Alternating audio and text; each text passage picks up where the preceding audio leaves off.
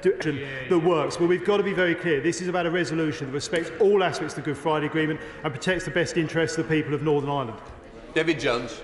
Thank you, Mr. Speaker. The period of purdah in the run-up to the Northern Ireland Assembly election is fast approaching. Does my right honourable friend acknowledge the need to make real, serious progress before that period commences? And does he anticipate that such progress will be made?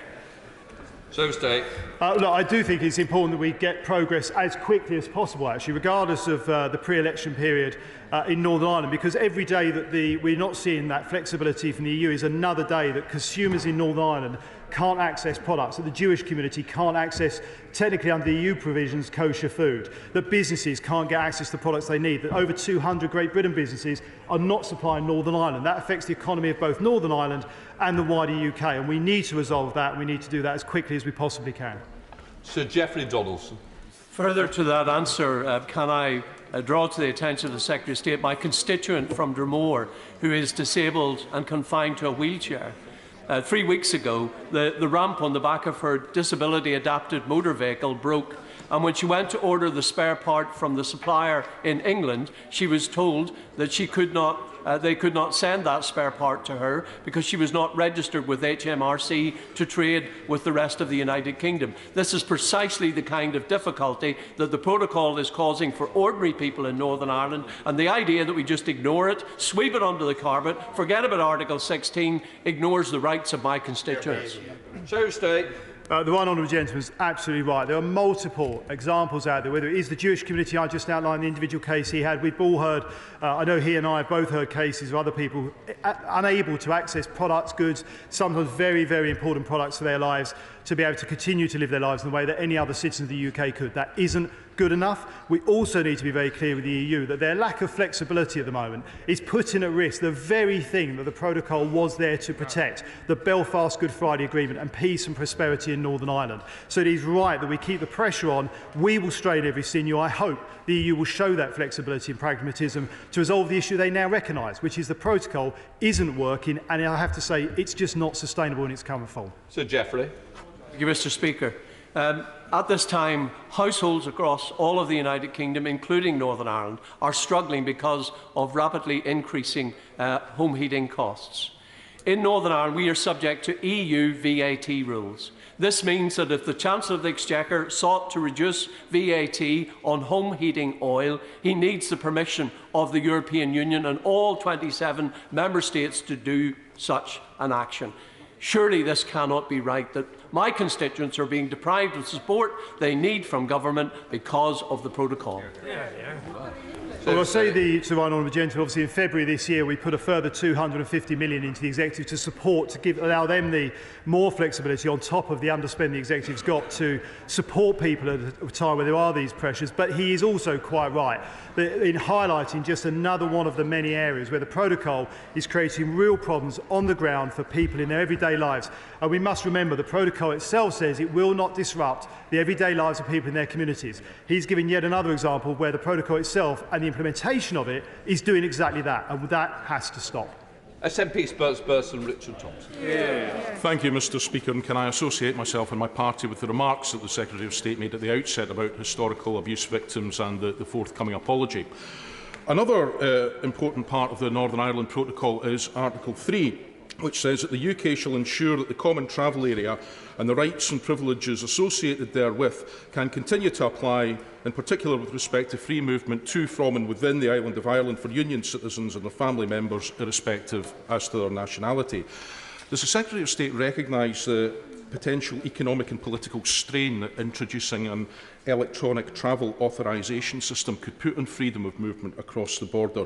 And what engagement does he plan to have with the Government of Northern Ireland, the Government of the Republic and their partners in the EU about how to make sure that such a set of frictions don't take effect? Secretary of State.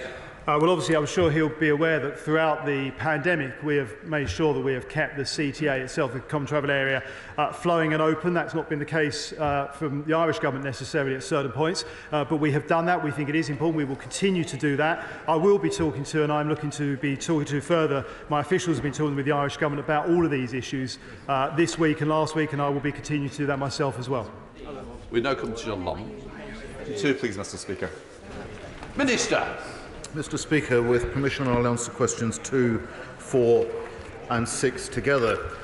Mr. Speaker, next month marks 75 years since the young Princess Elizabeth made her famous pledge, "I declare before you all that my whole life, whether it be long or short, shall be devoted to your service." Mr. Speaker, my department is working closely with colleagues across government and will play our full part in celebrating the achievement of Her Majesty the Queen on the occasion of her Platinum Jubilee. Mr. Speaker, it will be the nation's opportunity to recognise all she has given to the United Kingdom and the Commonwealth, to express to her all she means to us, and to say to her with gratitude and in unity, long may she reign over us. God save the Queen. John Lamont. I'm grateful to the Minister for that response. I very much associate myself with his remarks. I know that the celebration of the Platinum Jubilee is going to be a cross-government effort, but can the Minister assure me that he's working with the devolved administrations too to ensure that this is an entire UK event where all parts of the United Kingdom are joining together to celebrate this momentous occasion?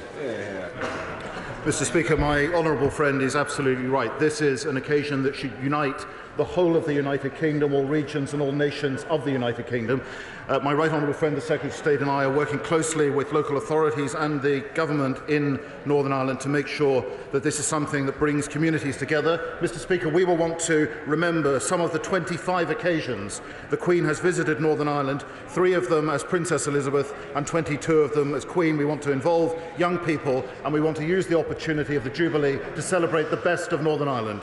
Debbie Moore. Thank you, Mr. Speaker. I recently was proud to join colleagues from across the House in setting up the All-Party Parliamentary Group for the Queen's Platinum Jubilee. Could the Minister tell us what steps he is taking to ensure this celebration extends across the United Kingdom and that it is used to showcase the benefits of our UK, with Northern Ireland as an integral part of it? Minister. Mr. Speaker, I'm grateful to my honourable friend. This occasion should bring us all together.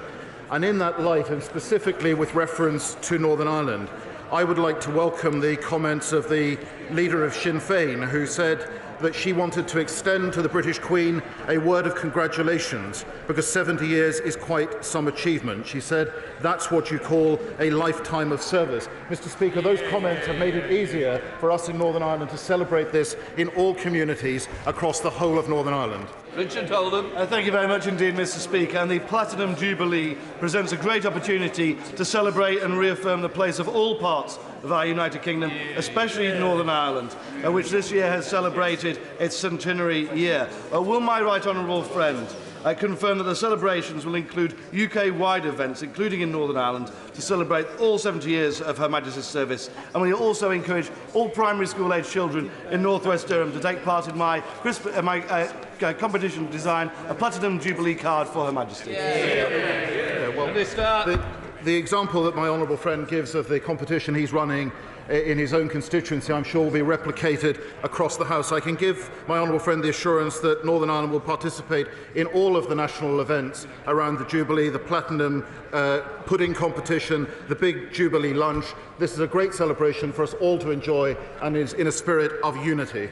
Gavin Robinson. Thank you very much, Mr. Speaker. I think the Minister was right to reflect on the comments from the leader of Sinn Féin. They are rare, and he will know that in Northern Ireland there still pervades a lack of generosity about the huge commitment and dignity that Her Majesty has shown our United Kingdom. He will also know that there's a stark contrast between the NIO's position on celebrating the centenary last year with the construction of a forum and the allocation of funds to a tame approach when it comes to the Platinum Jubilee. Can the Minister outline whether he will dedicate significant resource so we can celebrate this historic achievement in style? Minister. Well, look, firstly, Mr. Speaker, I don't totally agree with the characterisation of the honourable gentleman around the centenary programme that the Northern Ireland has run. I thought it was bold, I thought it was inclusive, and I thought it recognised the unique circumstances of Northern. Oh, you said you welcomed it? Sorry, I misheard you. So, Mr. Speaker, I apologise to the honourable gentleman. I'm so used to criticism from the party opposite that rare outbreak of consensus passed me by. I can give him my total assurance that we will be marking this Jubilee with full throttle joy and celebration, and my right honourable friend will be coming forward with some very innovative ideas of how we will mark it, especially in Northern Ireland. Doesn't matter. Greg Smith. Number 3, sir. Minister. Mr. Speaker, with permission, I will answer questions 3 and 5 together. And may I say especially to my honourable friend from Buckingham, it's particularly good to see him in his place today. Mr. Speaker, I recently attended the Northern Ireland Day at the Dubai Expo, where I met many Northern Irish businesses already exporting globally, including White's Oats, Hiverco and Greenfields. And we had the opportunity to meet with 2 sovereign wealth funds who I'm pleased to report to the House have accepted our invitation to come to Northern Ireland and look at the opportunities of investing in Northern Ireland as part of their programme of investing in the United Kingdom. Thank you, Mr. Speaker. I'm grateful to my right honourable friend for that answer. Thanks to our exit from the European Union, the United Kingdom is able to strike trade deals around the world without being constrained by the bureaucrats in Brussels. So can my right honourable friend assure me that he is working with his colleagues in the Department for International Trade to ensure that businesses in Northern Ireland who export their products are given full and due consideration in all trade deal negotiations? I'm grateful, Mr. Speaker, to my honourable friend. I can assure them that as a former Minister of State for Trade Policy, I bring that worldview to my role as Minister of State in Northern Ireland. The short answer to his question is yes. I'm delighted that we've now opened a new Department for International Trade hub in the heart of Belfast. I've met recently with the Economy Minister Gordon Lyons at the Northern Ireland Showcase. We've introduced the Economy Minister Gordon Lyons to the President of the Board of Trade before Christmas. We put £8 million into Invest NI to help them promote Northern Ireland abroad. Northern Ireland is an integral part of the United Kingdom's offer to the world and will benefit fully from our international trade agreements. Colin Eastwood. Well, it's obviously important to bring investment into Northern Ireland. My constituents in Derry are struggling right now with soaring energy bills. Right down the border, a mile across the border, the Irish government is cutting vehicle excess duty by up to 20% for petrol and diesel. This government are very keen and very quick to raise NI contributions. They're also very quick to cut universal credit. Will they be quick to cut vehicle excise duty to save people from the soaring costs that are crippling home budgets? I'm grateful to the honourable gentleman, Mr. Speaker. Look, on the 3rd of February this year, the government announced that the Northern Ireland Executive will receive an additional £250 million to help it support households with the cost of living. He mentions tax changes. It would be imprudent of me as a junior minister to comment ahead of the Chancellor making statements to the House. Sunderland. Mr. Speaker, thank you. It was a real pity that we couldn't land the return of the World Rally Championship to Belfast in 2022. Could the Minister please confirm that we're going to pull out all of the stops for 2023? Yes, Mr. Speaker, I can. We did extensive work with the Department for the Economy. The member for North Antrim was heavily involved in lobbying on that. We think it will be a great thing to bring Northern Ireland, and we are determined to build on the work that we have already done to see if that is possible next year. Hilary Benn. Thank you very much indeed, Mr. Speaker. Last week, with members of the UK Trade and Business Commission, we were in Northern Ireland where we heard from a major supermarket about the impact that the protocol could have in the future if the grace periods no longer exist. I listened carefully to the Secretary of State's answer to his honourable friend earlier when he suggested an SPS as the way forward. Could we just be clear that the government is seeking an SPS agreement with the EU which does differentiate between the goods that are at risk of going into the EU and those which are not? Well, firstly, can I say to the right honourable gentleman, who I hold in high regard, I was delighted that he was in Northern Ireland to hear first-hand some of the challenges that Northern Ireland is facing. What we are seeking with the protocol, and we've been very, very clear, the Secretary of State, the Foreign Secretary and the Prime Minister, is to take the protocol back in its application to how it was intended. And it says in the protocol, the application of the protocol should impact as little as possible on the everyday lives of communities in Northern Ireland. It also references the importance of maintaining the integral place of Northern Ireland in the United Kingdom's internal market. The disruption that the implementation of the protocol is having in Northern Ireland is not sustainable, which is why the government is committed to finding a negotiated solution. Shadow Minister Tony Antanliatse. Thank you, Mr. Speaker. On inward investment, Mr. Speaker, the realisation of the redevelopment of Casement Park, a third sporting stadium in Belfast, would give Northern Ireland the opportunity to host sporting events on an international stage and bring communities together. What input or influence, if any, has the Secretary of State on this and his Minister? And The £1.2 billion that the Northern Ireland Executive have returned to the Treasury since 2016, could this be used to realise such projects for Northern Ireland? Minister.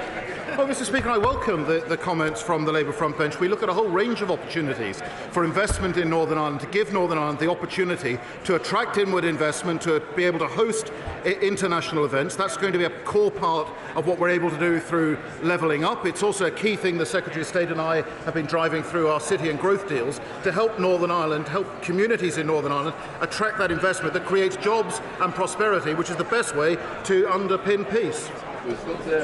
Rob Butler. Number 7, Mr. Speaker.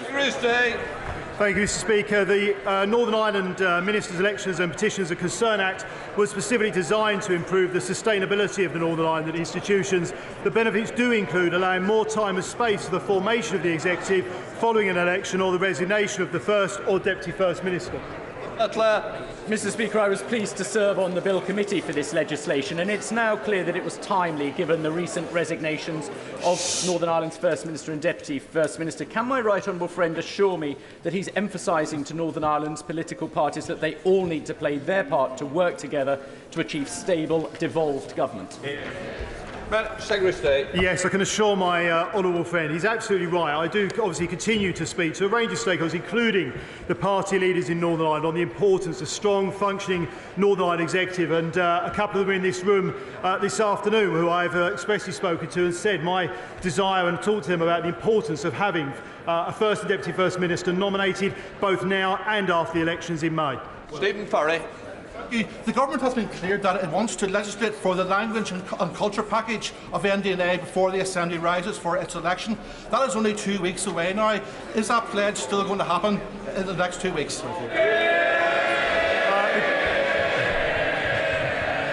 The honourable gentleman makes a fair point. I'm absolutely committed to making sure we deliver on our promise, as is the Prime Minister, as we set out last summer, to make sure we are delivering on all of our commitments, actually, in the new decade new approach deal that was agreed and brought Stormont back. Yes. Before we come to Prime Minister's questions, I would like to point out that the British Sign Language interpretation of proceedings is available to watch on Parliament Live TV. We now come to questions to Prime Minister. I start with Pauline Latham. Question number 1, sir. Prime Minister.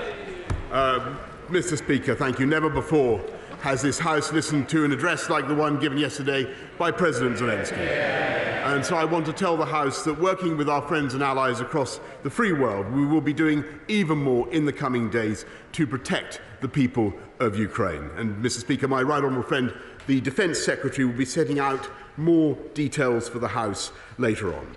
Mr. Speaker, this morning I had meetings with ministerial colleagues and others. In addition to my duties in this House, I shall have further such meetings later today.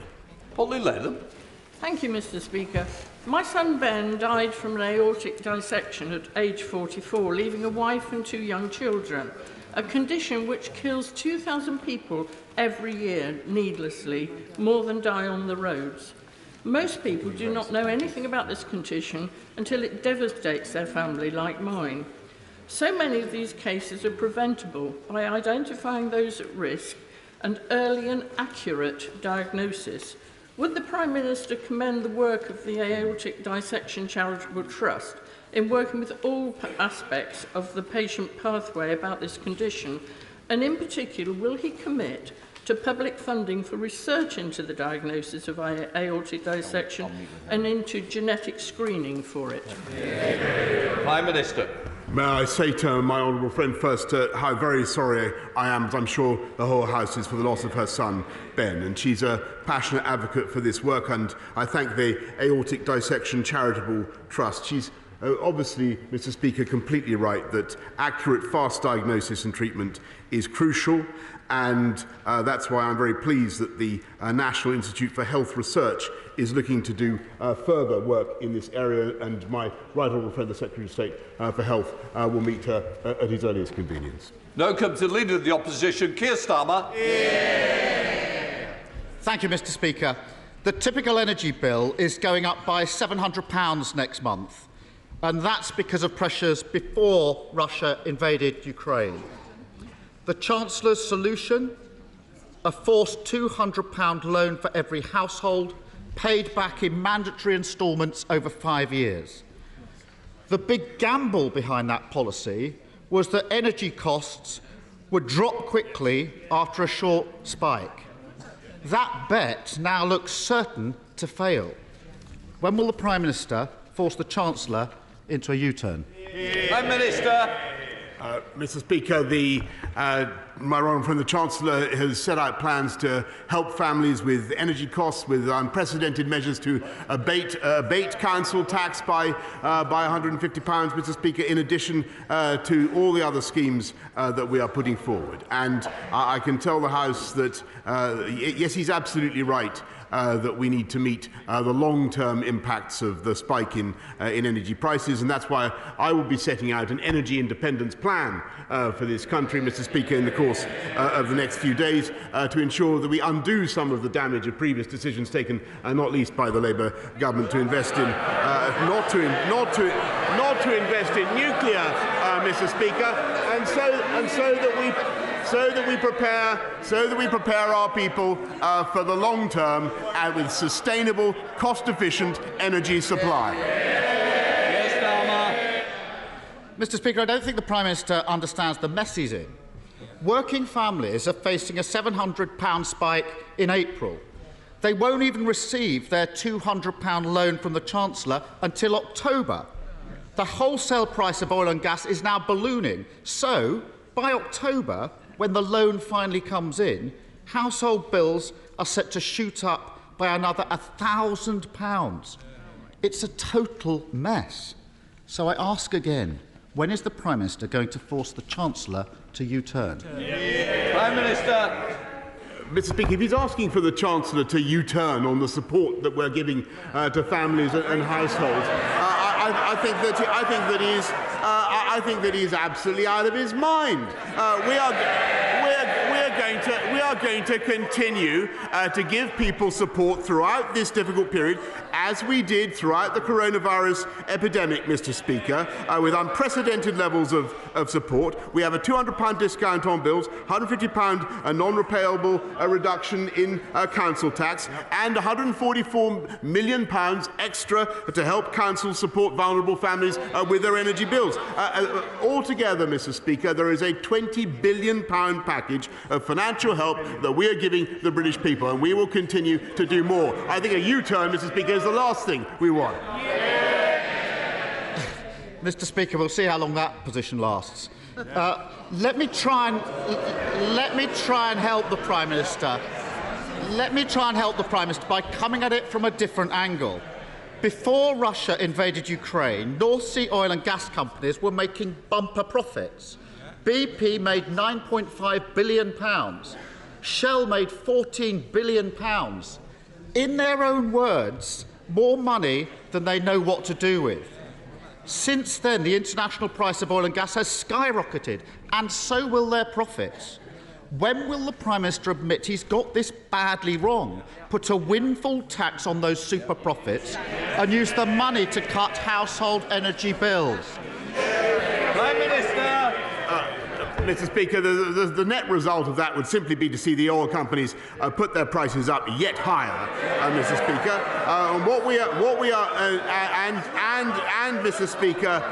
Mr. Speaker, make it more difficult for them to do what we need them to do, and which I think, by the way, Mr. Speaker, they are doing very responsibly at the moment, and that is divesting from dependence on Russian oil and gas. And that is the way forward for this country. It is to take a sober, responsible approach, end our dependence on hydrocarbons altogether, and particularly Russian hydrocarbons, and we are taking steps to rectify some of the mistakes made by the Labour government and have a long-term, sustainable, independent energy supply policy. That's what this country needs. Protecting energy profits, not working people. Doesn't that say it all?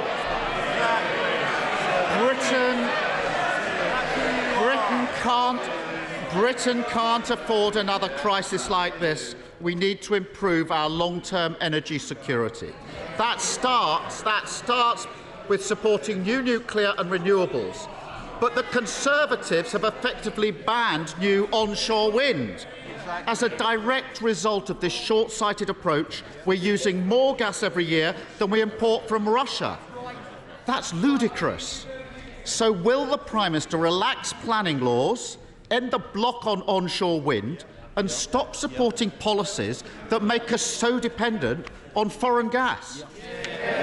Prime Minister. Mr. Speaker, it's thanks to the policies that this government has pursued that we actually only are dependent on Russian gas for 3% of our gas needs, unlike virtually every other European country, Mr. Speaker. It's thanks to the massive investment that we've had in renewables, Mr. Speaker, that we are, as I've said many times in this House, the Saudi Arabia of wind power, producer of more offshore wind than virtually any other country in the world, Mr. Speaker. And I think he just, by the way, I think he just committed to supporting, this may be news to some of his party, but he just committed to supporting more nuclear power. Great news. There is more joy in heaven, Mr. Speaker. There is more joy in heaven over one sinner that repenteth, Mr. Speaker, than over 100. I'm delighted. And those were the people, Mr. Speaker, who cancelled our nuclear efforts. They were in power. They did completely the wrong thing. I'm delighted to welcome them now into the fold. Come off it. Labour is pro-nuclear. This Prime Minister can't get a single brick laid of a new nuclear plant. Energy security isn't just about supply. It's also about reducing demand. Our housing stock is the least efficient in Europe. That's why Labour set out a plan to upgrade the 19 million British homes that desperately need it within a decade, saving families £400 on their energy bill and cutting UK gas imports by 15%. Whereas all the government have is a failed policy. Taking all their announcements together, it will take 75 years to deliver the upgrades that we need. That's a lifetime when we need urgent action. When is the Prime Minister going to get on with it? Prime Minister. Well, Mr. Speaker, I just remind the House that under the Labour government, our nuclear output fell from, I think, about 25% to about 10% of our energy needs.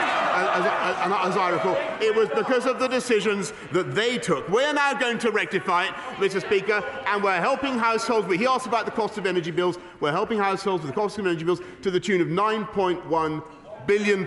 Now, why can this government afford to do that? Why can we afford to put huge quantities of taxpayers' money into supporting households and their energy costs? I'll tell you why, Mr. Speaker. It's because we've got the fastest growth in the G7. And don't forget that if we'd listened to Captain Hindsight, we'd have stayed in lockdown and we'd have never achieved it, Mr. Speaker. 12 years in power, that's the best he can do. The Ukrainian people, Mr. Speaker, the Ukrainian people are fighting for democracy. We must stand with them. That means taking the toughest possible measures against Putin. And let's be honest, there will be costs here at home. We can withstand those costs, and we must, by using a windfall tax to keep bills down for working people. By starting a new era of energy policy, never again at the mercy of a dictator, supporting new nuclear after years of neglect, sprinting on renewables, including onshore wind, and an urgent national mission to upgrade homes, ending years of dither and delay. So why is the Prime Minister offering the same failed energy policy that cast us into the security crisis and allowed bills to rocket? Mr. Speaker, Sorry, Prime Minister. I want to hear the answer, but also standing up's not going to catch my eye. In fact, it's got the opposite effect on me. Prime Minister.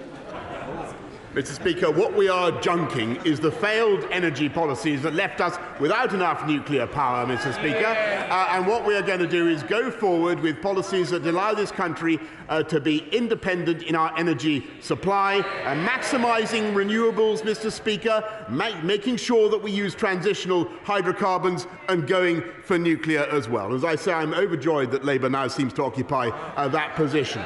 But what we will also do, Mr. Speaker, and here he he has been supportive, is make sure that as a House of Commons we work together to maintain our opposition to Vladimir Putin's vile war in Ukraine. And there, together with the toughest possible economic sanctions, by maintaining our military support for the people of Ukraine, I have no doubt that though there will be dark days ahead and difficult times, Mr. Speaker, we will come through it stronger. And I have no doubt that Vladimir Putin will fail and we will succeed in restoring a sovereign and independent Ukraine.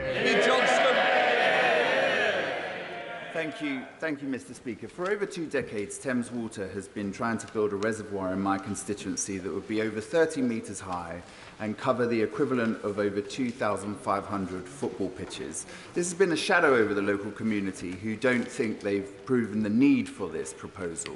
Does my right honourable friend agree that if a company seeks to do something like this, it has to show why it's needed, why it's better than the alternatives, and what the environmental impact will be? They can't behave as though it's inevitable, whether the local community want it or not. Prime Minister.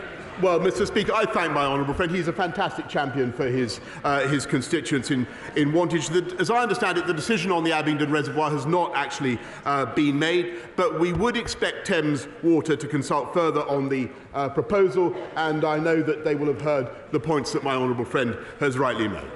We now come to SNP leader Ian Blackford. Thank you, Mr. Speaker. We are now 14 days into Putin's war, and in that time I've generally tried to work constructively with the UK government, and I will continue to seek to do this. However, nobody should support this government when it comes to the response to the refugee crisis. 760 visa approvals in 2 weeks is disgraceful. In that time, Poland has taken over 1.2 million refugees. Hungary has taken over 190,000 refugees. Germany has taken over 50,000 refugees. Italy, over 7,000 refugees. Ireland, a country of just over 5 million people, has given sanctuary to 3 times as many refugees as the United Kingdom. These numbers don't lie. They tell a devastating truth. Does the Prime Minister find it acceptable that his Home Secretary has overseen one of the slowest, most bureaucratic and incompetent refugee responses in the whole of Europe? Prime Minister. Mr. Speaker, I think everybody sympathises with the plight of refugees, and this government wants to do everything we can to welcome them, and that is indeed what we are doing. And the numbers are almost 1,000 as I speak to him today, and they will rise very sharply, Mr. Speaker.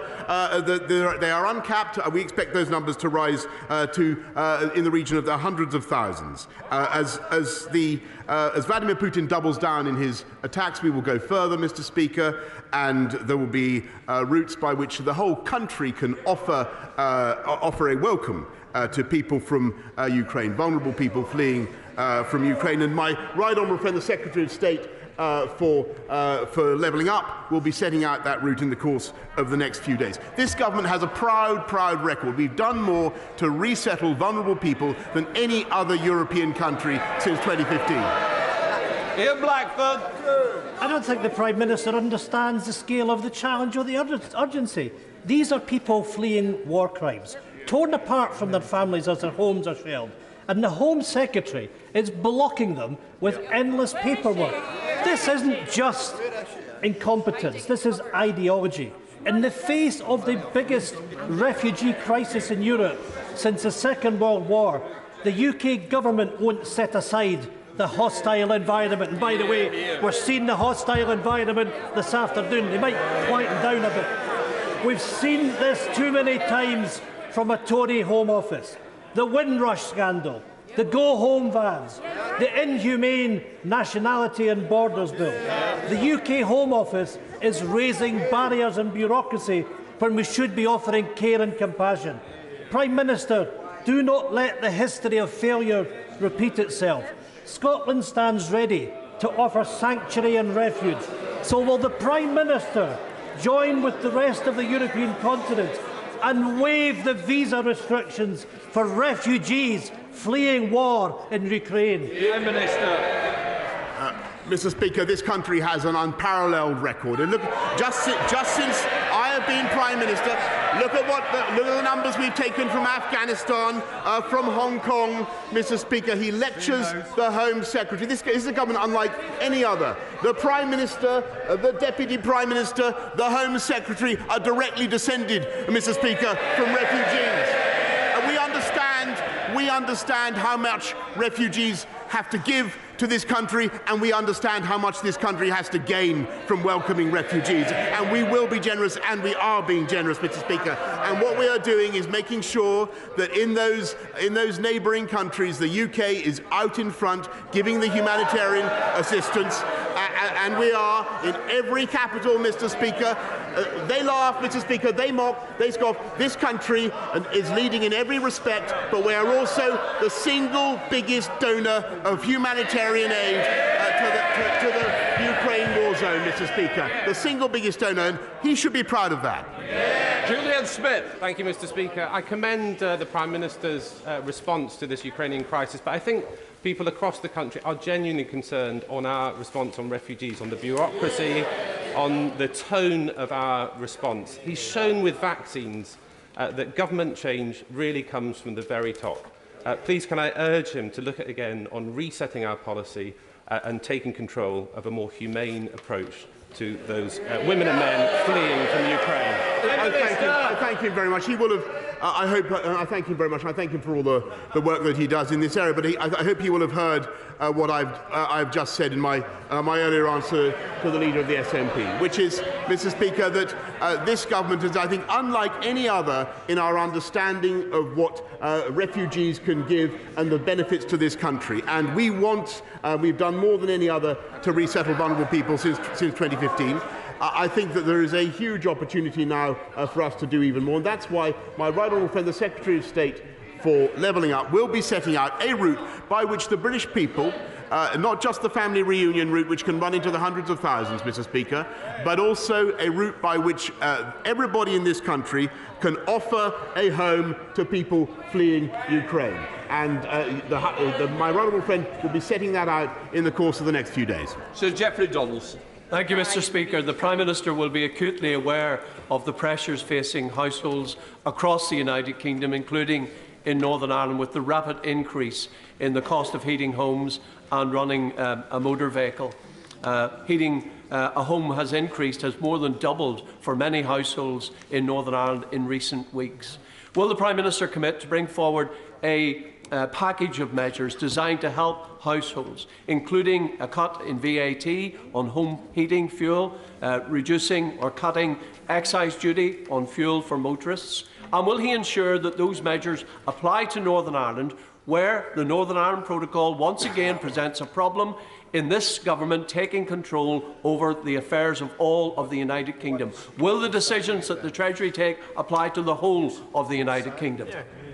Prime Minister. Mr. Speaker, we will make sure that we do everything to support the people of the whole of the United Kingdom, including Northern Ireland, and we've already extended a further £250 million to help the people of Northern Ireland with the costs of living, particularly heating. As he knows, excise on fuel has been frozen for the last 12 years, and we will ensure that the people of Northern Ireland continue to be protected along with everybody in the UK from the cost of living crisis. But the House should be in no doubt that the pressures on energy will continue. We need a pan-UK solution, and that's what we're going to be setting out. John Stevenson. Thank you, Mr. Speaker. Prime Minister, the world has changed. Energy security is vital, but so too is food security. Our food and drink manufacturers and those in the food chain proved their worth during the pandemic.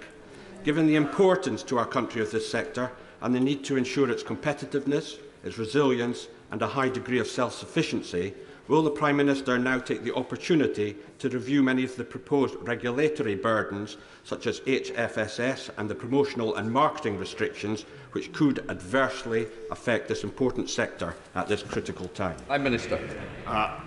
Mr. Speaker, he's absolutely right that food security is a crucial issue, and it is affected, of course, by the cost of energy. And the energy inputs into agriculture are certainly something that we need to address. There is also a separate issue, Mr. Speaker, to do with childhood obesity. The House passed measures already in the autumn, the ones to which he refers. We're giving the industry more time to adjust to the impact of those measures. Graham Morris.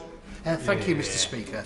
Prime Minister, in addition to the increase in fuel prices, our constituents are reporting to us that the energy companies are doubling standing charges. In France, energy supply company EDF has had energy price rises to domestic customers capped at 4%. But this government price cap allows EDF to increase prices to UK customers by 54%. Ooh. My question is why?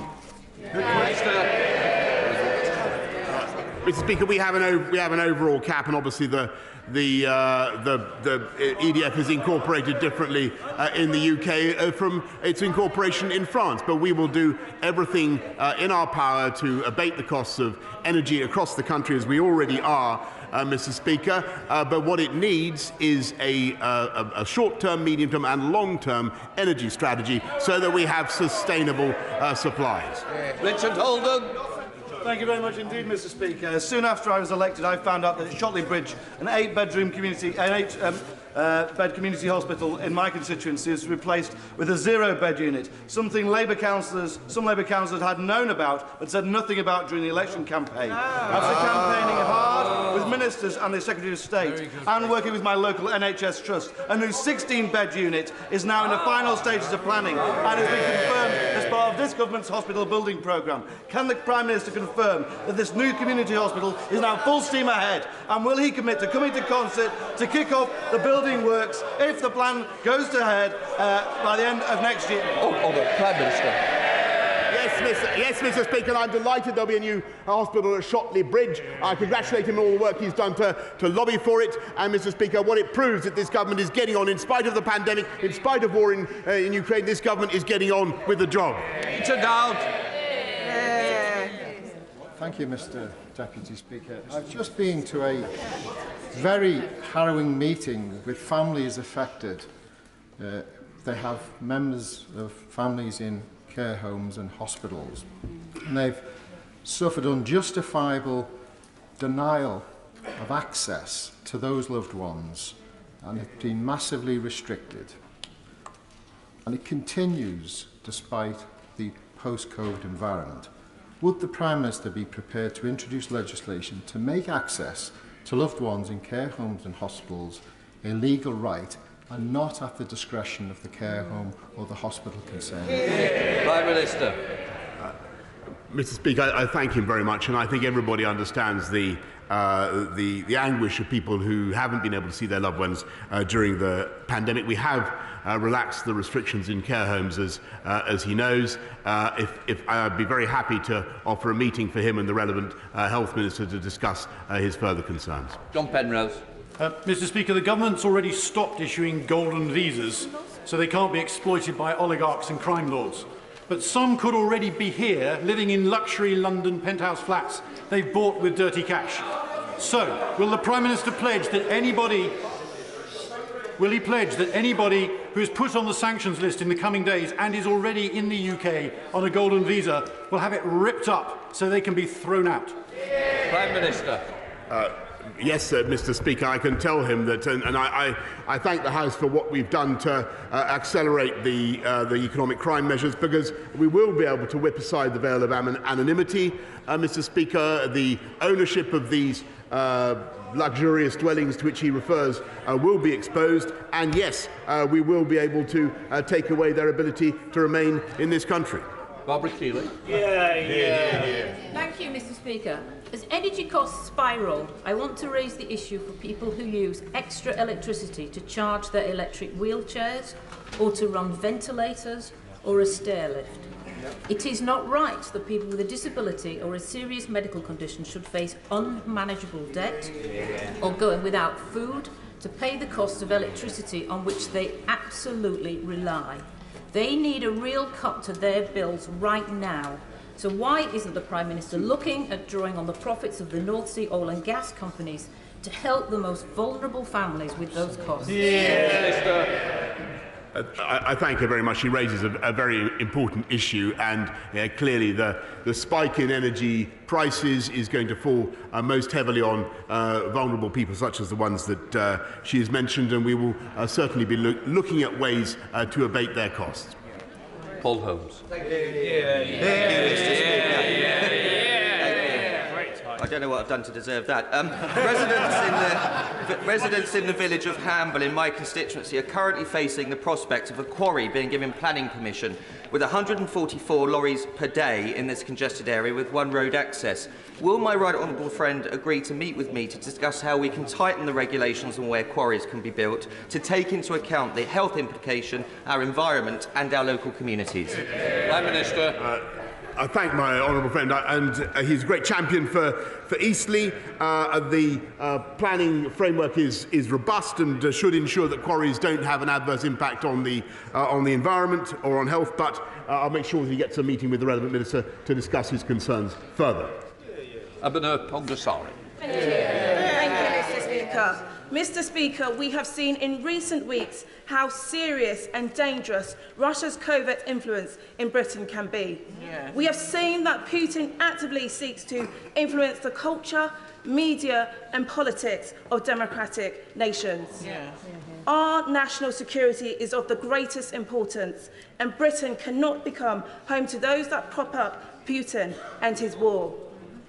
With that in mind, has the Prime Minister ever overruled security service advice when appointing a peer to the other place? Yeah. Prime Minister. No, Mr. Speaker, and actually the Kremlin has singled out the UK for being in the lead on global sanctions, and as they have, and Mr. Speaker, in leading the world in defiance of the odious war that Putin is leading in Ukraine. Greg Clark. Yesterday, President Zelensky drew on the words of Churchill in this chamber. And as we salute the courage of the people of Ukraine, it reminds us that we can meet in freedom today only because of the courage of a generation of men and women who, in the Second World War, defended us from annihilation. Among them is my friend, Flight Lieutenant Colin Bell, DFC, who flew his de Havilland Mosquito in 50 missions over Nazi Germany. Colin Bell is with us today. On Saturday, he celebrated his 101st birthday. Will the Prime Minister join me in wishing Colin a very happy birthday and thanking him for what he did for allowing us to be here today? Mr. Speaker, I think the whole House will want to join me in thanking him and wishing Colin Bell a very happy 101st birthday. Brendan O'Hara. Thank you, Mr. Speaker. People across these islands have displayed remarkable generosity, including in Argyll and Bute, where Oban Helps Ukraine have been overwhelmed by donations of money, of clothes and of offers of shelter. Sadly, this government's reluctance to allow fleeing women and children to come here lags far behind the desire of the people here to provide them with a roof and a bed. Doesn't the Prime Minister fear that when this war is concluded, and despite whatever else it may have done, that his government will stand accused of lacking the one thing the Ukrainian people needed most: basic humanity? Prime Minister. Mr. Speaker, I really don't think that question reflects the views of people around the world, and nor does it, Mr. Speaker, does it reflect reality, because this government has done more than any other European country to support people by way of direct bilateral humanitarian aid, Mr. Speaker, and we have two very generous schemes for allowing people to come to this country. This is a government that believes in welcoming people fleeing from zones of conflict. And, Mr. Speaker, if he shakes his head, look at our record. Look at what we've done just in the last 2 years. And he should be proud. He should be proud of what we've done. Maynard. Thank you, Mr. Speaker. We were pleased to welcome both the Prime Minister and the Secretary of State to Blackpool the day after the launch of the Doubling Up White Paper. Will he meet with me to discuss how we can make sure that Blackpool is not just a testbed for innovation in many of the areas of Doubling Up, but a showcase for the impact it can have on the community that I represent? I thank him for his wonderful work in Blackpool for communities he represents, and it was fantastic to be with him and to see the increase, the extension and the upgrading of the tram network in Blackpool, Mr. Speaker, that will help to drive the economy and help to bring high-wage, high-skilled jobs in just the way that we hope to do that across the whole of the UK as we get on with levelling up. Ed Davey. Speaker, in the months before World War II, the UK took in over 60,000 Jewish refugees fleeing Nazi persecution. Over half a century ago, we took in over 27,000 Ugandans expelled by Idi Amin. Since then, we've taken Tamils escaping civil war, Bosnians escaping genocide, and Syrians escaping Assad. But this week, the Home Office turned away hundreds of Ukrainian refugees escaping Putin's bombs because they didn't have the right paperwork. Can the Prime Minister not see that this flies in the face of our country's proud tradition of providing sanctuary? And since the Home Office clearly isn't up to the task, will the Prime Minister send in armed forces personnel to speed up the process so Ukrainian refugees can come here quickly and safely? Prime Minister. Mr. Speaker, I thank him very much, and the whole House wants to do as much as we can and as fast as possible. But what he says about the UK is, I'm afraid, completely wrong, Mr. Speaker, because we have visa centres open in Warsaw, in Budapest, in Prague, in Jeszczał, in Poland, in Chisinau, in Moldova, Bucharest, and elsewhere, Mr. Speaker. We've already got 1,000 people in under the existing scheme. That number will climb very sharply, Mr. Speaker. Look at what we've done already. 15,000 from Afghanistan, 104,000 applications from Hong Kong Chinese, and I think there were about 25,000 from Syria. No one has been turned away, Mr. Speaker. That is simply, we want to be as generous and Mr. Speaker. It is important to have checks. Let me make this point to the House, because I think people need to understand. There are some people, Mr. Speaker, who would like to dispense with checks altogether and simply to wave people through. And I've got to say, and I hear the voices on the benches opposite. I do think that is irresponsible, and that is not the approach that we should be taking. The Schengen countries have a different arrangement. We must be in no doubt, as I said in answer to a previous question, the Kremlin has singled out this country for the approach that we are taking. Vladimir Putin, and we know how unscrupulous Putin can be in his methods. It would not be right, Mr. Speaker, to expose this country to unnecessary security risk, and we will not do it, Mr. Speaker. We are going to be as generous as we can possibly be, but we must have checks. Billy. Mr. Speaker, my community in Tipton came together on Sunday to commemorate the 100 years since the devastating explosion of the Dudley Port munitions factory and the 19 girls who were recklessly murdered by the owner of that factory. Now, in the Black Country, it's vital that we acknowledge both the pride but also the pain of our industrial heritage. And can I ask my right honourable friend, therefore, to ensure that, to reaffirm his commitment today to the Black Country, to ensure that we honour that legacy of those girls in that factory in Dudley Port 100 years ago. And the one way that my right honourable friend can do that for my community in Tipton is to come to Tipton, Mr. Speaker, and see that beating heart of the Black Country who will welcome him with open arms. Well, Mr. Speaker, long ago, when I was a reporter, Tipton was on my beat many years ago, and wild horses wouldn't keep me away from Tipton. I'll be back.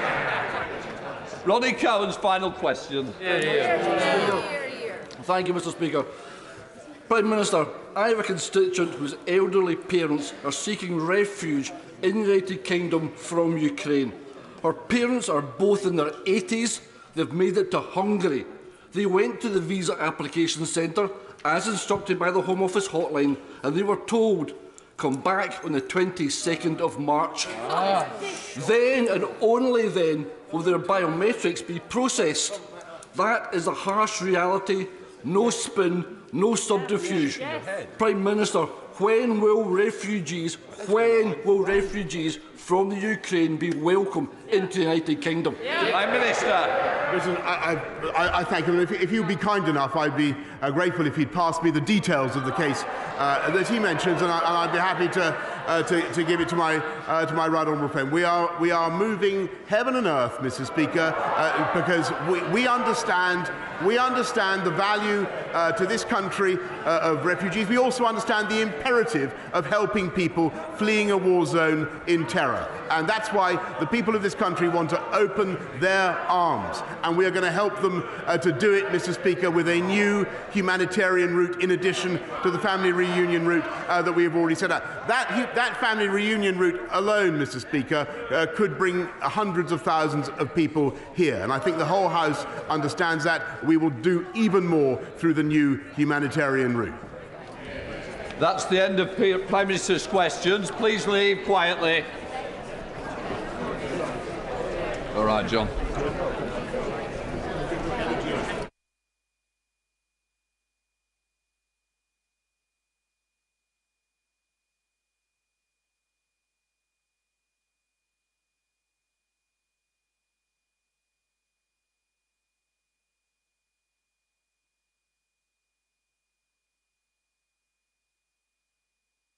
So we now come to the statement from the Secretary of State for Defence, Right Honourable Ben Wallace. Thank you, Mr. Speaker. With permission, I would like to update the House on the situation in Ukraine, and HMG supports the government in Kiev. Mr. Speaker, the situation on the ground is grave. As we can recall, on the 24th of February, forces of the Russian army, unprovoked, crossed into Ukraine's sovereign territory. Along three main axes, Russian armour has attempted to occupy Ukraine. Their plan was to reach and encircle Kyiv, encircle Ukrainian forces near the border, and invade from the south to link up with their forces via Mariupol. Russian High Command had committed 65% of their entire land forces and indisputably are in possession of overwhelming firepower and armour. It is estimated that at the start of this invasion they had between 110 and 120 battalion tactical groups dedicated to the task, compared to approximately 65 in Ukraine. Their missile stocks gave them even greater strength to reach Ukraine at distance. However, what they did not possess, and still do not, is the moral component so often needed for victory. Mr. Speaker, after 14 days of the war, according to the Ukrainian General Staff, at the 6th of March, Russian casualties were assessed to include 285 tanks, 985 armoured fighting vehicles, 109 artillery systems, 50 multiple launch rocket systems, 44 aircraft, 48 helicopters, and 11,000 soldiers who have lost their lives needlessly. There are numerous reports of surrenders and desertions by the ever-growing, disillusioned Russian army. But to be clear, Mr. Speaker, these are Ukrainian figures, and I have to caution the House that we have not verified them by defence intelligence or other means. Of the initial Russian objectives, I can announce to the House that it is our assessment that they have been successful in achieving only one. And while Russian forces are in control of Kherson, Melitopol, Berdyansk in southern Ukraine, they currently encircle the cities of Chernihiv, Sumy, Kharkov and Mariupol, but are not in control of them. In addition, Mr. Speaker, their first-day objectives of targeting Ukrainian air defence has failed, preventing total air dominance. The Ukrainian armed forces have put up a strong defence while mobilising the whole population. President Putin's arrogant assumption that he would be welcomed as a liberator has deservedly crumbled as fast as his troops' morale. For our part, Mr. Speaker, the United Kingdom continues to play a leading role in supporting Ukraine. On the 17th of January, I announced to the House the government's intentions to supply military aid to the Ukrainian armed forces. The aid took the form of body armour, helmets, boots, ear defenders, ration packs, rangefinders and communication equipment, and for the first time, it also included weapon systems. The initial supply was to be 2,000 new light anti-tank weapons, small arms and ammunition. Mr. Speaker, in response to further acts of aggression by Russia, we have now increased that supply. I can update the House that as of today, we have delivered 3,615 NLAWs and continue to deliver more. We will shortly be starting the delivery of small consignment of anti-tank Javelin missiles as well. I want to assure the House that everything we do is bound by the decision to supply defensive systems and are calibrated not to escalate to a strategic level. Britain was the first European country to supply lethal aid, and I was pleased that not long after a military aid donor conference I held on the 25th of February, that many more countries decided to do the same. From right across Europe, the donations came.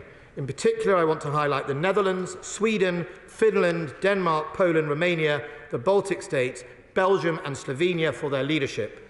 And we should not ignore the significance of the German government in joining us in a change of stance and donating such aid. Donations, Mr. Speaker, are not enough. The delivery of aid to the front line is just as important. Here again, Britain is leading, because alongside Canada, the United States and Sweden, we have invested in building Ukrainian military capacity since 2015, and we find ourselves able to coordinate the delivery alongside our partners. As the conflict intensifies, Mr. Speaker, the Russians are changing their tactics, and so the Ukrainians need to too. We can all see the horrific devastation inflicted on civilian areas by Russian artillery and airstrikes, indiscriminate and murderous. It is vital, therefore, that Ukraine maintains its ability to fly and to suppress Russian air attack. To date, the international community has donated over 900 man-portable air defence missiles and thousands of anti-tank guided weapons of varying types, as well as various small arms. But the capability needs strengthening. So in response to Ukrainian requests, the government has taken the decision to explore the donation of Starstreak high-velocity man-portable anti-air missiles. We believe that this system will remain within the definition of defensive weapons, but will allow the Ukrainian force to better defend their skies. We shall also be increasing the supplies of rations, medical equipment and other non-lethal military aid. As with any war, the civilian population is suffering horrendous hardships.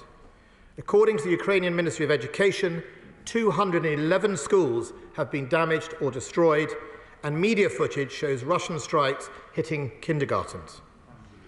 The Chernihiv Regional Administration reported that Russian Air Force was employing FAB 500 unguided bombs against targets in the city.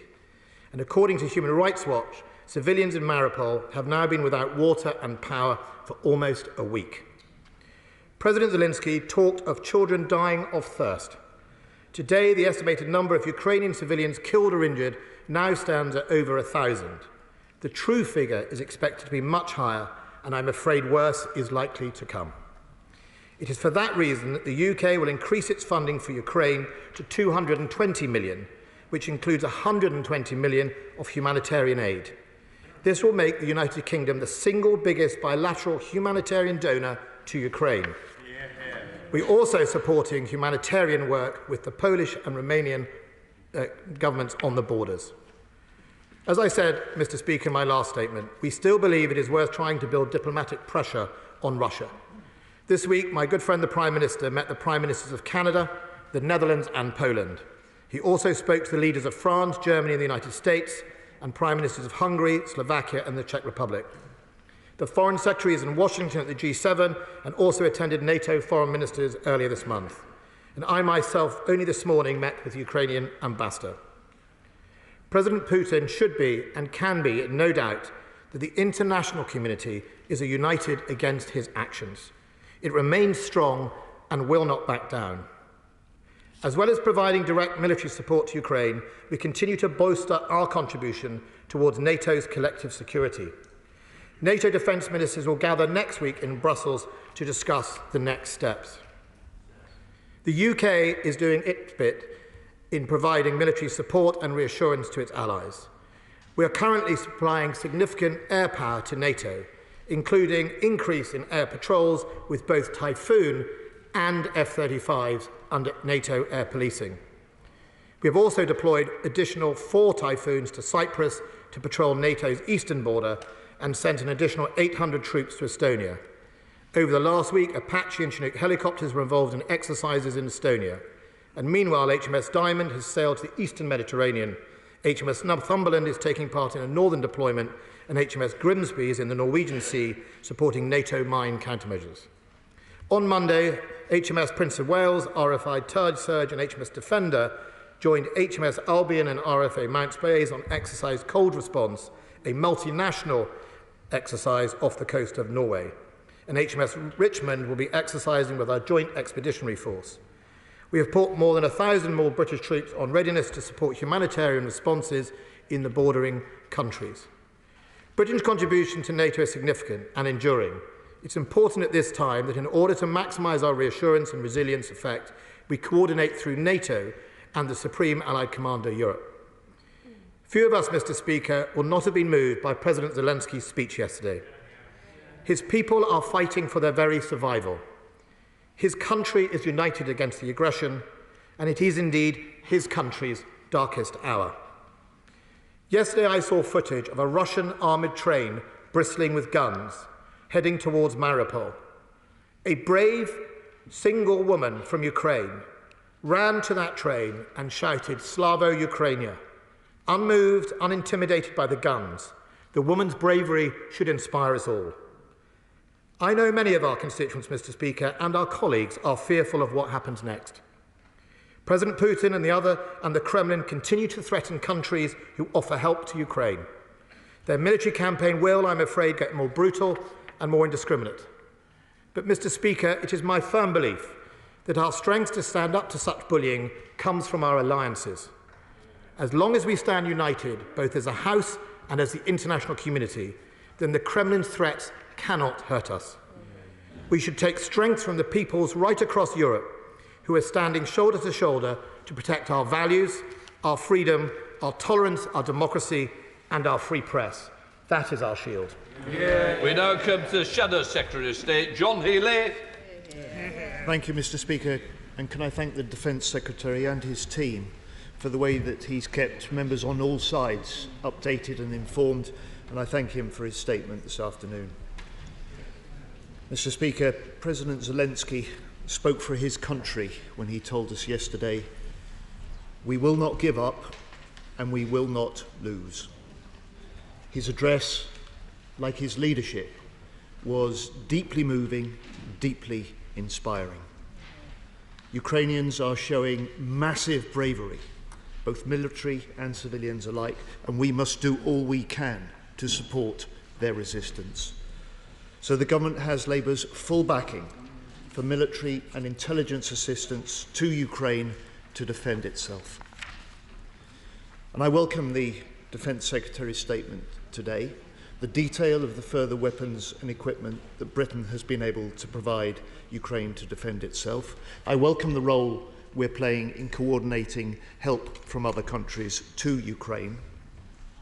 Can I urge him to conclude the examination he's now giving to the provision of Starstreak missiles as quickly as possible?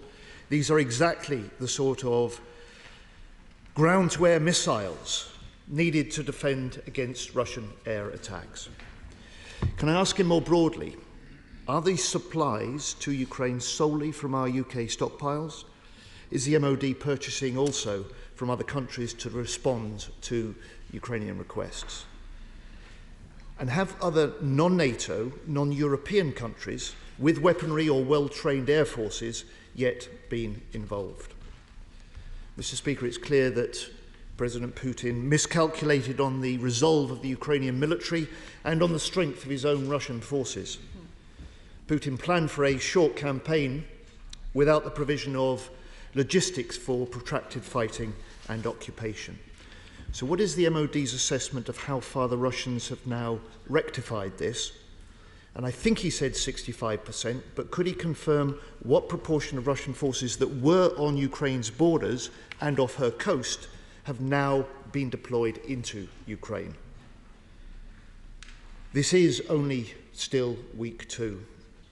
Russia has such crushing firepower, Putin has such utter ruthlessness, that we must expect more than one of his military objectives to be taken over the next few weeks.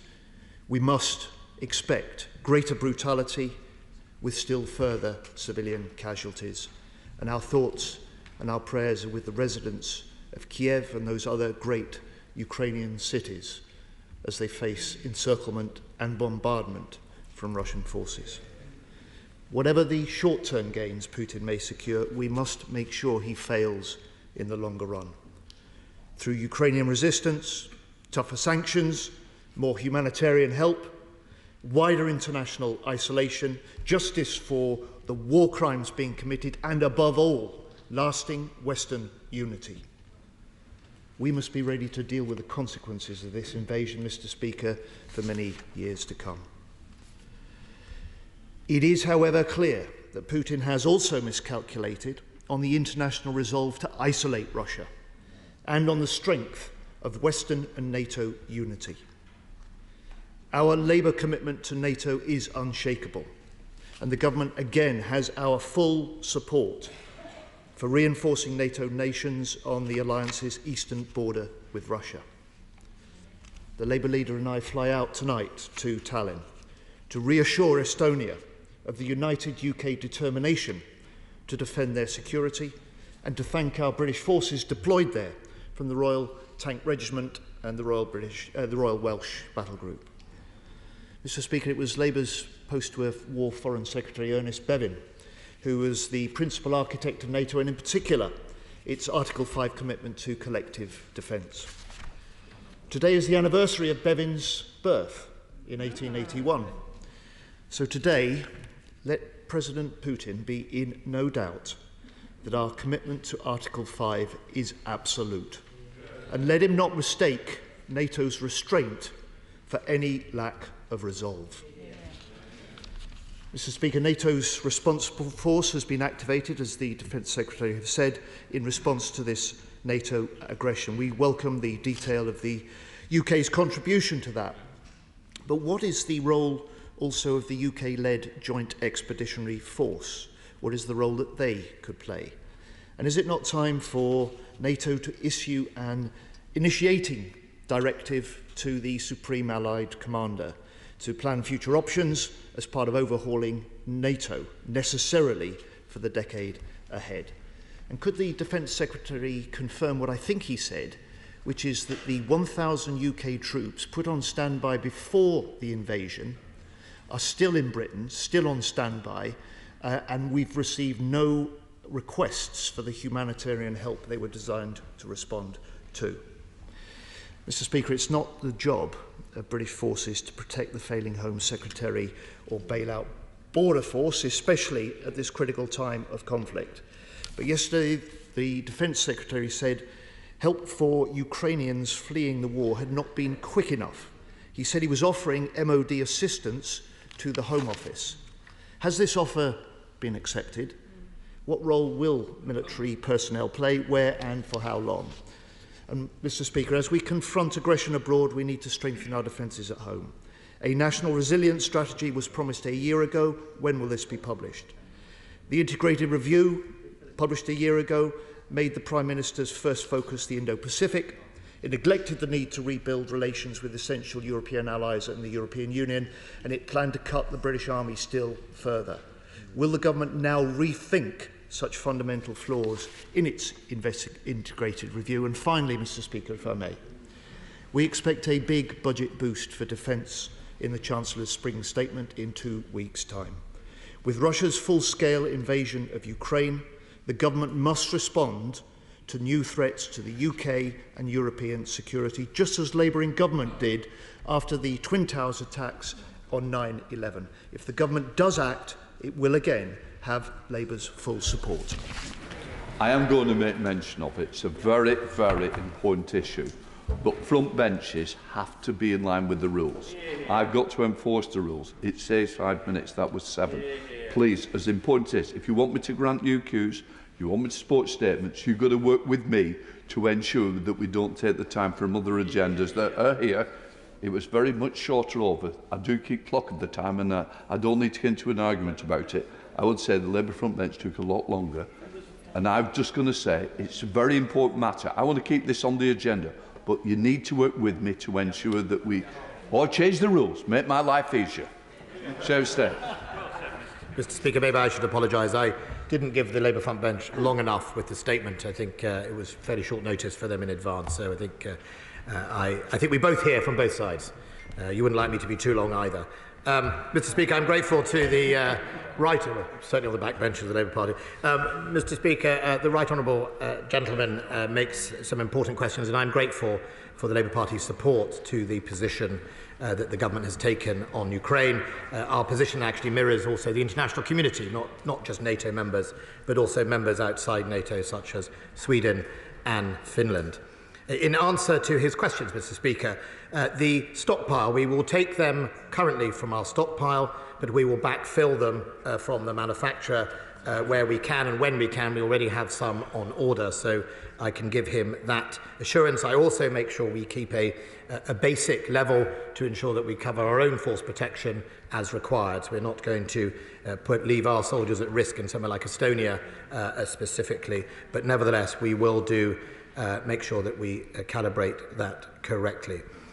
On the issue of the MOD's assessment of the Russian forces, over 90% of those forces that are on the border have now been committed to Ukraine and inside Ukraine.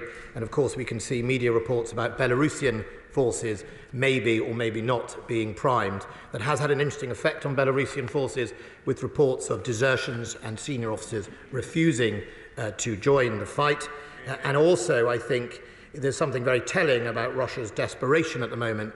We've seen significant amounts of effort to try and bring Wagner Group into Ukraine, Wagner Group being the wholly unacceptable mercenary company responsible for all sorts of atrocities in Africa and the Middle East, and the fact that Russia is now trying to encourage them to take part in Ukraine, I think is a telling sign. It doesn't give us any comfort, but it is nevertheless a sign. In answer to the honourable gentleman's questions about Jeff, I went last week to Copenhagen to meet with my Swedish, Lithuanian and Danish counterpart as they set off to join our EFP in Estonia. The Danish have sent a company of armoured infantry that was going to be escorted across the sea by a Swedish and Danish ship, and with air cover coming from Sweden, and that was a JEF deployment. A very good example of how, in the neighbourhood of the Nordics, we come together either bilaterally or multilaterally to make sure that we can provide greater defence. After our meeting in Leicestershire, Rutland actually, a few weeks ago, we determined to have a longer programme of joint planning so we can make sure we maximise our capabilities in exercises and activity, and we will see more off the JEF, and I'm very happy to continue to keep the House absolutely informed. On Article 5, I am grateful for the reminder of Bevan's birthday. Forgive me, on this side of the House, I would not be carrying that date particularly. I am always welcome to be educated. I have some Labour in my own family, Mr. Speaker. I'm not sure they know in 1881 either. But nevertheless, the commitment to Article 5 is important. Yesterday I met my counterpart from North Macedonia, the newest member of NATO. And the thing I think is important about Britain's attitude to NATO is we're not in it for what we can get out of it. We're in it because we fundamentally believe in defending each other, whether you're big or small, and we all stand for the same values. So I was pleased to meet it. Mr. Speaker, I promise to keep members of the House informed of Ukraine no matter what happens. My team is available, Chief of Defence Intelligence is available, and I will happily continue to do either dial-ins or indeed as many briefings as possible, both at Privy Council and non-Privy Council levels. On the point about the Home Office, the honourable gentleman asked the question. We have offered, the offer has been accepted in principle. There is a meeting straight after this between Defence Ministers, Home Office Ministers and Foreign Office Ministers to make sure we coordinate what assistance we can give to speed up that visa process, which I think is incredibly important to do.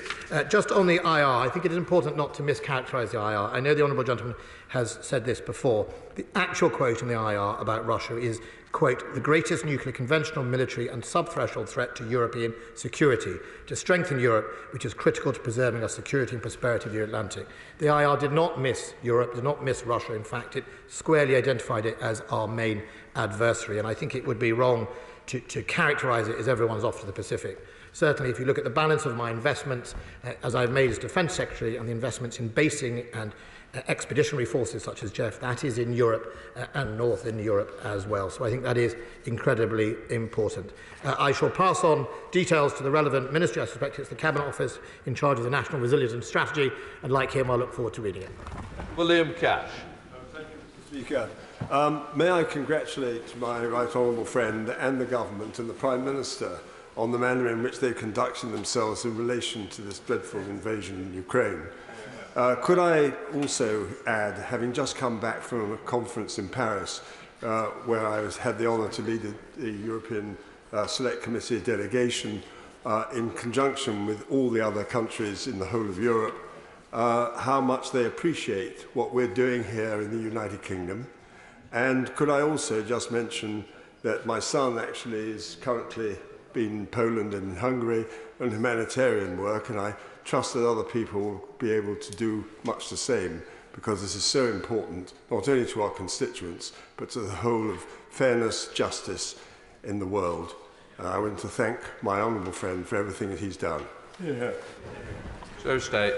Can I thank my right honourable friend for his kind comments? Can I just say on the humanitarian work, it's incredibly important that we recognise this is not just a military response. The scale of the humanitarian crisis that will only grow as Russia seeks to punish the innocent for having the tenacity to stand up to them means that we have to all lean in as an international community. I would urge colleagues who have emails from numerous constituents wanting to help that we channel them in the right direction. Some of us are old enough to remember the Bosnia War, and I know from soldiers on the ground at the time, there were lots of people who meant well, who would drive out there and then find themselves putting themselves at risk, and indeed some of the forces whose job it was to protect them. So I think we just need to make sure it is properly coordinated. I'll get details for honourable and right honourable members in the House so that they can point their constituents in the right direction. Thank you. SNP spokesperson Stuart M. MacDonald. Thank you, Mr. Speaker. Can I thank the Secretary for advance sight of the statement, and like the Shadow Secretary and the Secretary of State himself, put on record how grateful we are to President Zelensky for taking the time to talk to this House yesterday. It's a moment, I'm sure, that will stay with all of us for a long, long time to come. Mr. Speaker, to the content of the statement says that the Secretary and the Department will explore the donation of these new anti-air missiles. I guess we just want to urge them to conclude that as swiftly as possible and ensure that they get there as swiftly as possible, because it is the case that as this conflict goes on, second week going into its third as it is now, Ukraine's needs will adapt, and the support we give them has to adapt with that. I do also want to ask the Secretary, because I know we talked about this before, it might actually have been with his Armed Forces Minister, the supply of satellite phones, which I know Ukraine had identified as an urgent need for 2 weeks ago. Mr. Speaker, I do also want to ask about this issue of the jets from Poland. As I understand the situation at the moment, the US has declined its involvement in that, but the Department of Defence has said it will keep it under review. Is the Secretary of State part of that discussion to keep it under review, not least given the new security and defence arrangements that the Department announced around 6 or 7 weeks ago involving Poland and Ukraine itself? And how might we expect that to develop in the coming days? Because time is not on Ukraine's side, and I appreciate the immense sensitivities around this. Mr. Speaker, like many others, I want to welcome the additional military aid, the non-lethal aid, the humanitarian support, and of course welcome all of the efforts of our constituents up and down the land in supporting Ukrainians in their time of need. On NATO, Mr. Speaker, can I ask about the forthcoming strategic concept? What sort of changes can we expect to see there? Will we, for example, see the air policing mission be reprofiled to an air defence mission? And can he talk a bit more about what the House can expect to come from that? And lastly, Mr. Speaker, because you would expect me to, just to say, on the issue of refugees, we have tried, and in fairness, the government has made it easy on many things to support the government and the front bench in its support for Ukraine in many other areas. But on refugees, we are simply standing out in Europe for all the wrong reasons. And I am pleading with the Minister, although it's not his department, to fix it and fix it soon. I'm grateful to the honourable gentleman. On the latter, look, we are, like you, determined to fix it. My honourable friend, the Minister of the Armed Forces, will have a meeting this afternoon on exactly that. I think we shouldn't forget that the overall offer is generous, 200,000 in the families route and unlimited in the humanitarian. The key here is to get it sped up, to make sure that when people arrive in that border, they are home and safe with their families as soon as possible. And we will do everything in the Department Ministry of Defence to support that happening. On the other issue, on jets in Poland, I don't have access to those discussions. I have said publicly that the position the United Kingdom government would take is, look, it is a matter for the Polish government to make its decision on its calibration, on its aid to Ukraine, but as an ally and friend of Poland, Britain will stand by whatever decision they make. It is, of course, them on the front line, off that border, and whatever consequence were to happen of that, I would hope the consequence would only be a positive if they did it, but you never know with President Putin. So it's very important to give them the reassurance and the space to make the decision. But fundamentally, what we see at the moment is the requirement of the Ukrainians are things like being able to take action against artillery at deep ranges, and that can be done through the UAVs, to protect their airspace, and that can be done with the missile systems that we are providing at the moment. The only lag with the missile systems we're doing is, as they get more complicated, they need training. How and why we deliver that training and how we do it is obviously sensitive, but we have to make sure that is rolled out, and obviously the movement of it into Ukraine. They are valuable pieces of equipment that need to be positioned in the right places to make the difference, and I think that is just one of the reasons why I've wanted to come to the House as soon as possible to say we are in principle going to do it, but we want to make sure that you had as early warning as possible. The honourable gentleman makes a really important point about the strategic concept and NATO. I think I'll too be asking some of the questions about what now for it. I think there are questions for NATO both in short term, Mr. Speaker, and long term. So in the long term, what are we going to do post-Ukraine to contain Russia, to provide reassurance to our neighbours and our fellow NATO members, and resilience to those countries in NATO who will need it? And I think I would hope that we start the process at the meeting next week of indicating to Saka that I would like to see him start planning for containment if that is one of the options post-Ukraine. And what does that look like in the 21st century? Thank you very much. Dr. Neil Hudson. Thank you, Mr. Speaker. I thank my right honourable friend for his statement and for all that his department and our incredible armed forces are doing at this time to help the people of Ukraine. The humanitarian crisis, Mr. Speaker, is worsening hour by hour. Can my right honourable friend assure my constituents in Penrith and the Border and people across the UK that the UK is doing everything it can, cross-government, to widen and accelerate the visa system, cut through the red tape, and work practically and compassionately with our partners in Europe to offer sanctuary and aid to as many Ukrainian people as we can and as quickly as we can? I think the honourable member would have heard my answer to my Scottish National colleague on the other side of the House. I think what I would say is absolutely the Minister of the Armed Forces will be happy to brief you once those meetings have taken place to update you on the assistance the MOD can give. Derek Chway. Thank you, Mr. Speaker. Can I first say to the Secretary of State, thank him for the regular and excellent updates and briefings we have, and also thank him for the hard work he's putting in within the constraints he has to work within to Ukraine. However, can I say to him that I do think it's a strategic mistake that when confronting a tyrant, we actually tell him what we won't do. Now, if Putin remains in power, it's my view that we will have to confront him at some point militarily, and we should be aware of that and get that out in the open, I think. But my question is this, is what level of slaughter of Ukrainians are we willing to see before NATO and the West intervenes militarily in Ukraine, such as, for instance, ensuring safe areas in western Ukraine? Yeah, good question. No for answer. Okay. Look, I'm grateful to that honourable gentleman. Look, it is a difficult balance about when we tell people. I have to come to this House effectively to get policy permission from you before we take a different step in the weapons systems. And I think that is the right thing to do. We have to make sure it's calibrated into the right process. And I think it is important with Putin especially as he would seek to discover things and use potentially to escalate, that we are upfront and transparent about what we're going to do. So he cannot come and try and repackage it as something, a major strategic issue. It's not an easy line. On the one hand, I would be quite happy to sometimes do this, but I think the decision about bringing the House with us on this and making sure people understand, I don't think it will be a tactical difference on the ground that I've come to the House today to tell people in advance that this is happening. Russia now has a serious problem with the international community's donations. They are at a large scale, whether they're anti-tank or Stinger missiles, that has had to change their tactics as a result.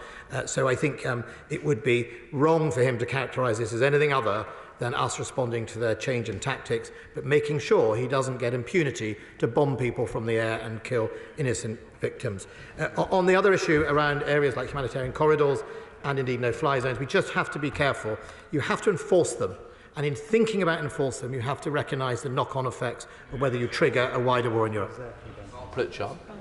Speaker, can I thank the Defence Secretary and all the ministerial team working so hard on this, and all those in main building and those in uniform throughout our armed forces responding so well to the war in Ukraine.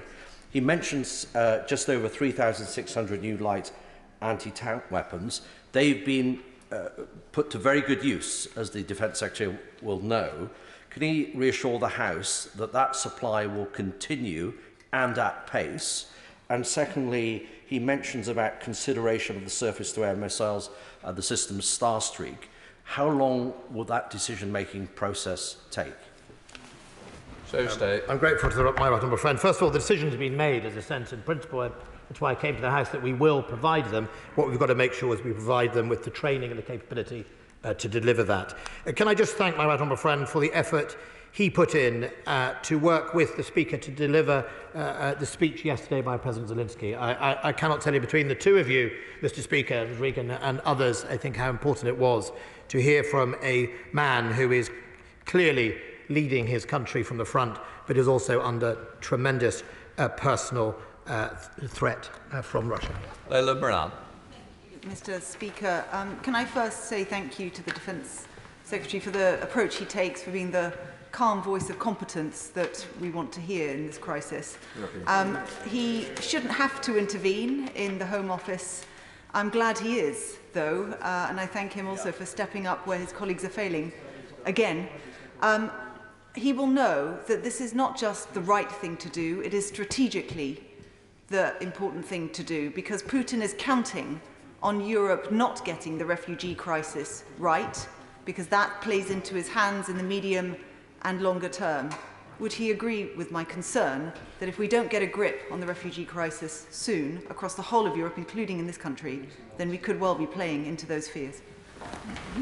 I'm grateful for the Honourable Lady for her comments. Look, one of the most important things is recognising that President Putin, and as we saw the President of Belarus, used migrant flows deliberately to divide and put pressure on our system. It's why when they did that in Belarus, literally shoving people through fences is what the Belarusians did a few months ago. We sent 100 Royal Engineers to assist the Poles to manage that issue. And I think it is incredibly important that we all think about what happens. Many of us who were warning about what Russia was going to do warned a number of countries, and actually, in fact, requested to the European... I said to the European Union, where you can add value is to plan for mass refugees in a way that we have not seen since the war. That's really important. That's where the European Union is at its best in coordinating the non-military responses.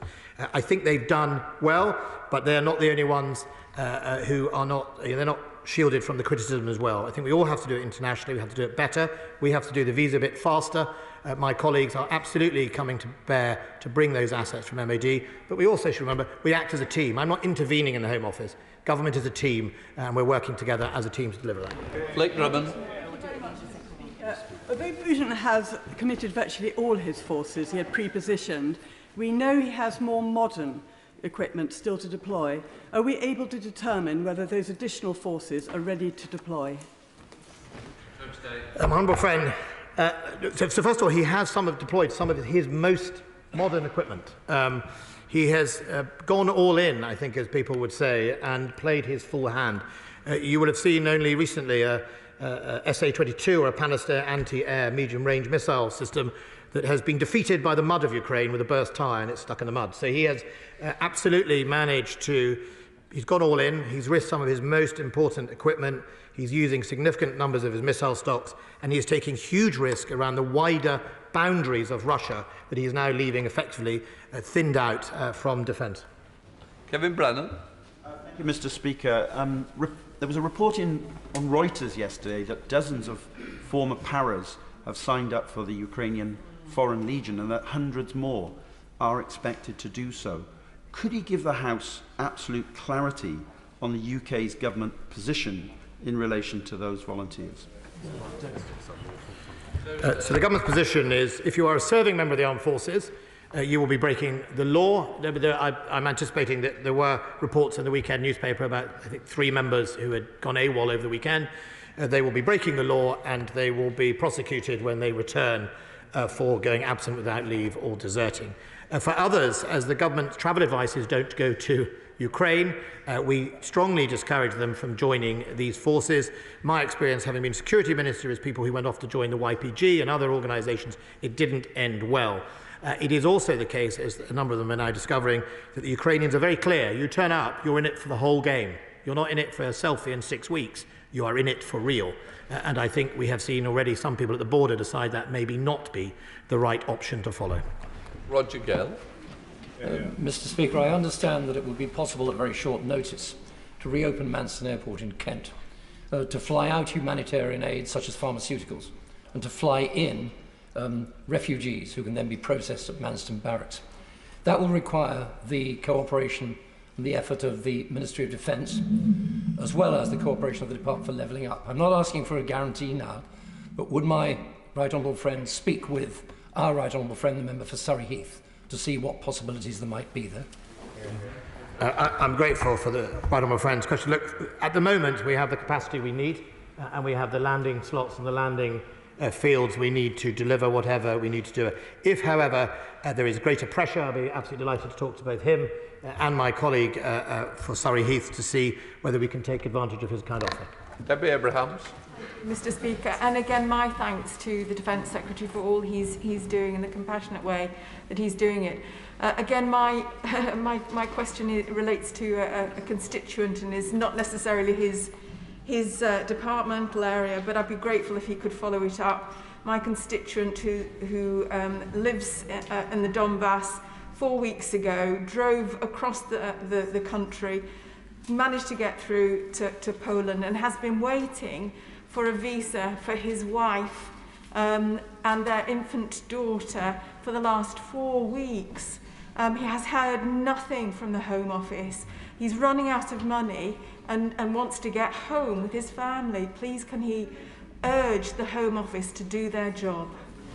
If the Honourable Lady gives the details to my PPS, I'll be happy to make that representation to the Home Office. Well. Thank you, Mr. Speaker, and I thank the Secretary of State for coming to the House again to keep us informed. And he was right when he said at the beginning that the whole House was moved by the address from the President of Ukraine yesterday. The President of Ukraine has spoken again today and is desperate for aircraft to protect women and children from being bombed and killed by Russians. Poland has acted, but there is a hold-up because of the response from the United States. The Secretary of State did touch on this before, but could he be clear that he supports what Poland is doing, and could he put pressure on America to support that action? Look, I think what I would say is 2 things to my right honourable friend. Is first of all, look, I support the steps to allow Ukraine to continue to fly in its own airspace, its sovereign airspace, to deliver military effect against those massive amounts of Russian artillery that are indiscriminately killing and bombing around the country, and I think that's incredibly important. It's one of the reasons why the no-fly zone is a problem, because both sides don't fly. We need to protect anti-air capability off Ukraine. I think that's the first thing. The second thing is, what is the most appropriate tools? Obviously, the Ukrainians know, they have said what they wish. I think we have acted on when they've asked us, and that's why the new missiles we're talking about today are coming forward. Look, it is a matter for Poland. I said I will support whatever their choice is. In the meantime, we will continue to try and meet the outcomes that Ukraine wants with whatever methods we can. Alan Brown. Thank you, Mr. Speaker. Rather than getting to the stage where we might need to rely on MOD assistance to get refugees here, I'm sure the Secretary of State would agree it's better to get people back here to the UK while they can. Same with humanitarian aid. We've got the bizarre situation where there's people that's displaced in Ukraine might come to rely or need to use humanitarian aid, but yet they could already be here in the UK where they've got family members. So if the UK is not going to lift the visa requirements for Ukrainians coming here, surely with the existing scheme where it applies to family members of British and Ukrainians already live in the UK, we can use the information we've got here, bring the people here and then process and do security checks while they're here safely in the UK rather than wasting resources in Ukraine to be better deployed elsewhere. I think it is possible to do both. I think you can process them very quickly out there, and the key here is well, that's what we're going to try and fix this afternoon. John Whitting. Thank you, Mr. Speaker.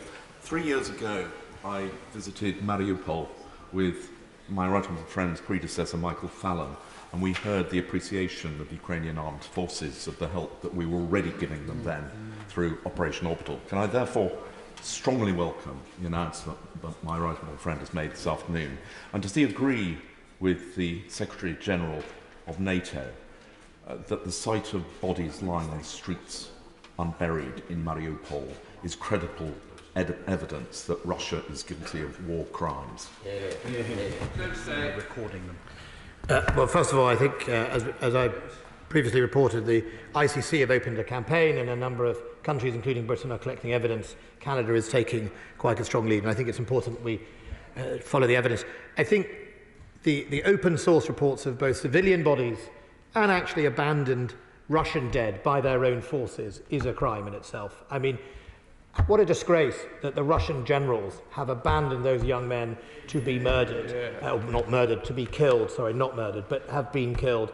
That's the leadership of the Russian army that deserves to be in court for betraying their own soldiers and at the same time for what they're doing to civilians of Ukraine. They are criminally responsible and I hope they face justice.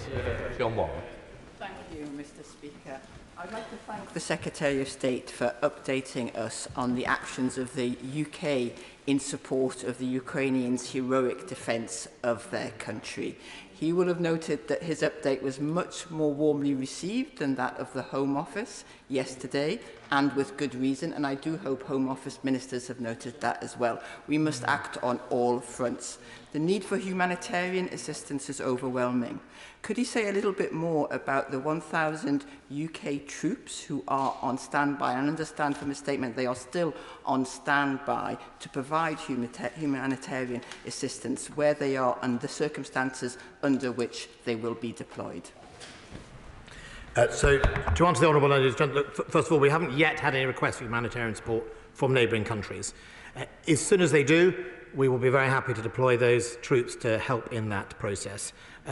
We've got a meeting, obviously, next week in NATO, and maybe those things will come to a fore then, but that's what they're there for. They're earmarked to do exactly that. Just on her point at the Home Office, having been a Home Office Minister, having sat in opposition across Home Secretaries from the Labour Party, it is never an easy job in the Home Office. It is never a popular brief, and questions are never kind. Sunderland. Mr. Speaker, thank you. Could I please thank the Secretary of State for his bold and forthright leadership, and also pay tribute to all those in the MOD, FCDO and beyond who are burning the midnight oil. I consider the level of operational detail in his statement to be unprecedented as well, so I'm grateful. The Secretary of State will know the importance of close air support in a tactical environment. Could I please ask him what's been done to specifically support the Ukrainian Air Force?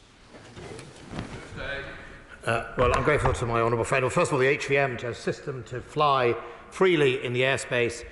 Also, one of the ways they're delivering close air support or actually fires in depth is through the Turkish TB2 UAVs, which are delivering munitions onto their artillery and indeed their supply lines, which are incredibly important in order to slow down or block the Russian advance. Jim Shannon. Mr. Speaker, can I thank the Secretary of State very much for his statement, for his clear commitment to military equipment that has been given and donated and given to the Ukrainians, also especially for the Star Streak anti-air missiles as well, which will down even more Russian aeroplanes and helicopters. We look forward to that. Can I ask the Secretary of State this question? In terms of support for Odessa, the last Ukrainian port that is open to Ukrainians to use, and they severely damaged one of the Russian ships just this week. Can you outline what naval support and capability is available for what is undoubtedly the next step in the Russian war of aggression to keep that last Ukrainian port open? So the honourable gentleman makes an important point about the southern flank, the one area where the Russians had made advances in the south, obviously using Crimea, which they illegally annexed in 2014. That part of the sea around both Odessa and elsewhere is heavily mined, which has helped Ukraine defend its coastline, and in fact the media reporting of that ship that was hit, we can assume is made by a mine, but is unverified as well. Of course, the Russian Navy is blockading those ports, and that is limited, gives limited capability to the Ukrainians to take those ships on. If there are ways we can help them do that, we will explore it. Brother Halfon. Thank you, Mr. Speaker. I have huge respect for my right honourable friend and his team for the way you've conducted this awful situation. Understandably, my Polish constituents are incredibly worried because of Putin's expansionism and the threat to Poland. And I have, I hope my right honourable friend will agree with me, the huge humanitarian effort from Poland with supporting hundreds of thousands of refugees and their proposed military support. So will my right honourable friend continue to ensure that Britain throws a protective arm around Poland, given the risks that plucky country is facing? And just finally, will he, if Putin does start to carpet bomb across Ukraine, will he and NATO reconsider the issue of the no-fly zone? I understand the position he comes from, though, as he set out earlier. Just on the no-fly zone, I think we've set out our position. I'm not going to go to hypotheticals, what ifs, but nevertheless, at the moment, the balance is I don't think it suits actually the Ukrainian disposition, given the amounts of heavy armour and missiles in the Russian stocks. And I think, if you had a no-fly zone, the Russians have a massive advantage with shells and missiles, and they would not stop in a no-fly zone, whereas the few things the Ukrainians have to reach the Russians at depth are in the air, and I think you would actually hamper one. On the resilience and support to Poland, we put 150 soldiers out there, 100 soldiers when the Belarusian migrant crisis was happening. We've got nearly 700 soldiers there now, helping them both in resilience and indeed, if we need, for humanitarian issues. I have spoken to my Polish counterpart yesterday. I'm hoping to visit next week. We will also look at air defence requests from them to protect their airfields. They are an ally for over 150 years. We stand absolutely by Poland, shoulder to shoulder. And I think it's really important, Mr. Speaker, when it comes to military requests, that we are putting it where it makes a difference and putting it where SACEUR wants it. There's a danger often in these events that we spread our forces all round for reassurances, but not necessarily to achieve the military tasks that we need to do. Thank you, Mr. Speaker. I too want to thank the Secretary of State for Defence. It's now very clear that we need to recontain Russia, and that is going to mean resupplying Ukrainian forces, refortifying our front line, but crucially it's going to mean repressing the Russian economy. Now, at the moment, nobody can recognise the 275 figure that is being used for the number of sanctions that have been issued. The Foreign Affairs Committee yesterday heard evidence that the government simply was not ready. And even today, the family of the founder of the Wagner Group have still not been sanctioned here, even though they've been sanctioned in Europe. So when the Secretary of State sees the Foreign Secretary later today, could he ask her to get her act together? I'd have to have pretty wide eyesight. She's in Washington at the moment. But if I were to, I had some massive binoculars, I would definitely pass it on. Look, I'm happy to try and get to the bottom of all the figures, both the amount of money that has been sanctioned. The statistics I had is that the UK have frozen more funds in London than Europe and the United States completely, and I think that matters. The construct of sanctions are all different in different countries, but I'd be very happy to look into that. And look, I don't think there should be any hiding place, and nor does the Foreign Secretary, for any of these Moscow hoods that are running around, including the dreadful Wagner Group. John Barrell. Okay, thanks, Mr. Speaker. In commending the government for its robust response to this dreadful invasion, and notwithstanding existing levels of support and our Article 5 commitment to NATO, The government is right to rule out a no-fly zone and also to emphasise it's a difficult balance to ensure that any defensive support is calibrated not to escalate matters to a strategic level. With that in mind, talk of Polish jets being donated, what assurances can my right honourable friend give that this will indeed, whatever the outcome, achieve the right balance, because a wider war would not serve the interests of any population, let alone Ukraine? Secretary of State. My right honourable friend makes some wise observations, but just on the jet issue and all lethal aid issue, it is, in a sense, unique for each individual country to make the choice it has to make. It is. You know, I have the duty of defending this wonderful nation, and it is those people I have to answer for, and we have to calibrate it as suits. And if the Polish government feels the security threat is so acute that it requires itself to do that, then I would fully understand their decision and stand by them. Remember, the countries that will face the direct consequence of a successful Russia in Ukraine are the bordering countries, because we know in Putin's mind some of those aren't, in his ideas, genuine countries, and some of those countries are the very countries that he historically feels should either be punished or indeed should be coerced into his way of thinking. Hilary Benn. Thank you very much indeed, Madam Deputy Speaker. In echoing the thanks to the Secretary of State and his team, could he pass on the House's thanks to all of his teams who are making this happen? On the Polish jets issue, it is of course a matter for Poland, but given that we've given man-pads and anti-tank weapons, would he regard the gift of aircraft as a defensive system, which is the word he has used in his statement? Secretary of State. Well, I think it depends how you use those aircraft. If you are close air support to Kyiv, then it's obviously defensive. If you are seeking to enter another sovereign's territory like Russian Air Force, then it is not. And I think that is important to recognise. But I'm afraid, as I said, I think it's a deeply bilateral decision for those countries. But as a friend and ally of Poland, we would stand by their decision. Sir Desmond Swayne. He was warning for months precisely what was coming. Why didn't we use the time that he gave us to forward deploy resources to deal with the inevitable flow of applications from refugees that was coming? Secretary of State. Quite know how to answer that question. Look, I think the importance is we're going to fix the here and now. Patrick Grady. Thank you, Madam Deputy Speaker. How much of the MOD spending in response to the crisis is going to be accounted for as ODA? What impact has the government's decision to slash the aid budget and abolish DFID had on its ability to coordinate the humanitarian response? Secretary of State. I'm not sure the government's decision to abolish DFID affected President Putin's judgment one bit. Tim Lawson. Madam Speaker, can I applaud the personal lead being taken by my right honourable friend and the strong role of the MOD and our forces. The Home Affairs Select Committee this morning took worrying evidence from the Ukrainian ambassador and Ukrainian support groups. Can I make two requests from that? Firstly, there are reports that there are many thousands of Ukrainian children unaccompanied across the border who've been taken there for safety, and that number is growing.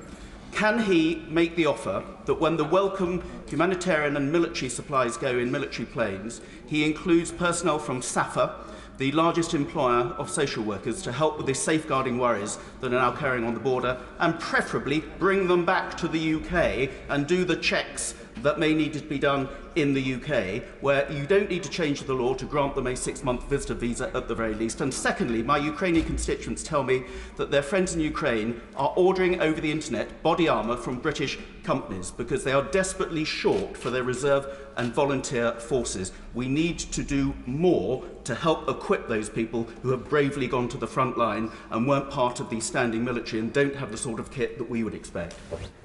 Secretary of State. On the last point, included in the increased package is more body armour alongside many of the countries that donated in the conference in February. Madam Speaker, I'm slightly in danger of entering into Home Office questions here. I know they were yesterday, and while I was a Home Office Minister, one of the greatest delights was not being the Immigration Minister, but rather the Security Minister. So all I would say is I understand the feeling in the House, so does the Home Secretary, so does the Prime Minister, and we are working to resolve that speed as quick as possible. As for the internal details of different immigration schemes, I would gently refer my honourable friend, the right honourable friend, to the Home Office. I will protect the Secretary of State from the temptation to stray out with his own territory. Barbara Keeley. Thank you, Madam Deputy Speaker. And can I give my thanks to the Defence Secretary for his work and that of his team and for his compassion. I'm afraid I am going to raise another visa issue with him. My constituent is trying to get his young niece to the UK after she fled her home in Ukraine. After endless bureaucratic checks and delays, they've been told today she has to travel nearly 300 kilometres across Poland to get the decision on her visa. The Defence Secretary will understand that refugees like my constituent's niece have already made long and challenging journeys from Ukraine to Poland, now more journeys just to get the decision. My constituent calls the government's approach to people fleeing the war in Ukraine inhumane. Given the meeting on the visa process he mentioned, can he press on the Home Secretary the need to offer a compassionate and human response to refugees fleeing the war in Ukraine? Secretary of State. Madam Deputy Speaker, at the risk of your anger, I will be delighted to pass that case to my private parliamentary secretary and press on the Home Office to resolve it. If I indulge myself, then I think Madam Deputy Speaker will rule me out, because this is a question about the Ukraine situation through defence. No, the Secretary of State is steering a careful and a wise course, and I will endeavour to help him in doing so, but it is the case that, of course, the government is acting as one, and we all recognise that. Thank you. Where am I? Bob Blackman. Thank you, Madam Deputy Speaker. President Putin was clearly counting on a quick victory. So I congratulate my right honourable friend not only for his statement, but the far-sighted view of training Ukrainian troops and indeed supplying defensive weapons. What assessment has he made of the effectiveness of both that training and the defensive weapons in theatre, which of course can never be tested other than in theatre? Secretary of State. But I think there are two parts, my honourable friend. One is going to be the lessons learned, whatever happens, that we need to learn for our own defences and our own capabilities. I think it is absolutely the case that one of the other assumptions President Putin made was that the Russian army was invincible, and that for all the money they spent, it didn't really matter about the people in them, and it didn't matter about battle preparation and all the things you do to prepare people to go to war. They didn't do that. Some of these so-called invincible weapons are now being taken apart by handheld weapons, some of which are supplied by Britain. I think it's something, it's not something to gloat about. This is, in the end, about the loss of human life, but it is absolutely something to be proud that Britain followed up its determination to stand up for its values and its allies by supporting them with hard power as well as soft. Stephen Flynn. Thank you, Madam Deputy Speaker. I think in terms of the military response, the Secretary of State can and must be commended wholeheartedly. However, I don't necessarily share his enthusiasm for the government's humanitarian response. Indeed, I spoke with my constituent Maria this morning, whose family in Poland can't even get clarity from the Home Office as to whether they should continue with pre-existing visitor visas or indeed go for a family visa. Quite simply, it is a shambles. So when he meets with the Home Office this afternoon, can I ask the Secretary of State for Defence, for want of a better phrase, whether he will stick a rocket right up the Home Office? Secretary of State. I think just on the immigration pathway, first of all, the overall number of 200,000 for family and uncapped for humanitarian is a good thing. The fact Britain is the biggest single donor to the humanitarian aid is a good thing, and we shouldn't underplay those two facts. I understand the frustration with both Ukrainians trying to flee and with members of this House about the speed of that processing. I said yesterday the MOD will support the Home Office as requested. In principle, they have agreed. We've now got a work on today to make that go quicker. Andrew Murison. Exercise cold response and reinforcing Tapa camp are very welcome, and they will reassure our Scandinavian and our Baltic colleagues. But what is being done specifically with Lithuania, which is very much at risk, since Putin's next move might very well be an attempt to link Russia proper with the Kaliningrad Oblast? My right honourable friend raises a really important point, and it's that point about why these countries must take some of their decisions bilaterally, because they will face the consequence of a successful Russia in Ukraine and what will happen next. And that's why we pay extra attention to the Baltics. The Right Honourable Gentleman, the front bench spokesman for defence, is going today to Estonia. I was happy to facilitate that, and I will also the SNP if they wish to visit. It's important that we work through the Balts together. There are 4, I think, enhanced forward battle groups there, and they've got to make sure they are well coordinated. For a time we put some of our Apaches through Lithuania, but as he rightly points out, we're acutely aware of, I think, the area called the Suwalki Gap, which is the gap between Belarus and indeed Kaliningrad, which could be exploited for Russia's purposes. Ben Bradshaw. At risk of destroying the Defence Secretary's career, the reason he's getting all these questions on refugees is because honourable members on both sides of this House wish he were in charge of the Home Office. But leading on from the question of my honourable friend, the member for Halton, how confident can he be that if we don't confront Putin more directly now in Ukraine, we're going to have to next month, next year, somewhere else in Europe? I think that is, I'm afraid, the $60 million question, and I think we have to all be mature about how we work that out through analysis, through talking to people that understand it. There is no easy answer. Is he acting irrationally? Yes, he is. Why would he have done this? Is he acting out of an ambition far beyond his perceived threat of NATO? Yes, he is. He's written that himself, and he's made speeches about it. Does he take a view that there are a number of countries in NATO that don't really belong in NATO? Yes, he does. That's very dangerous for the West. That's why I say, and I say with all passion, that we have to work at making sure we keep our alliances completely strong. That is the thing that makes a difference to him, plus the economic sanctions, plus the fact that his legacy now is he is done. If he has any mistakes, Madam Deputy Speaker, if he's going to make a mistake, it is to present that somehow he can survive this in his political reputation. If he wanted to further Russia, he's damaged Russia and sent it backwards. If he wants to further his case as a great leader, he is now contained in a cage of his own making. Sir Robert Neal. Thank you, Madam Deputy Speaker. I'm going to only briefly join the queue of those expressing our thanks that the Secretary of State and his department are now involved in trying to sort out a very sorry process in relation to visas, and I'll perhaps use the good offices that he suggested to take up a particular case. But may I return to the issue of evidence gathering of war crimes? Because isn't it important that in terms of future deterrence, not just to Putin, but of the rest of his regime, it's very clear that we are deadly serious about the gathering of war crimes. That it may take many years before we're ever in a position to prosecute them. It may be necessary to look, as has been suggested by some, at a dedicated international criminal tribunal to deal with jurisdictional issues. But will you agree with me? It's important that we send the message that we're not going away on this.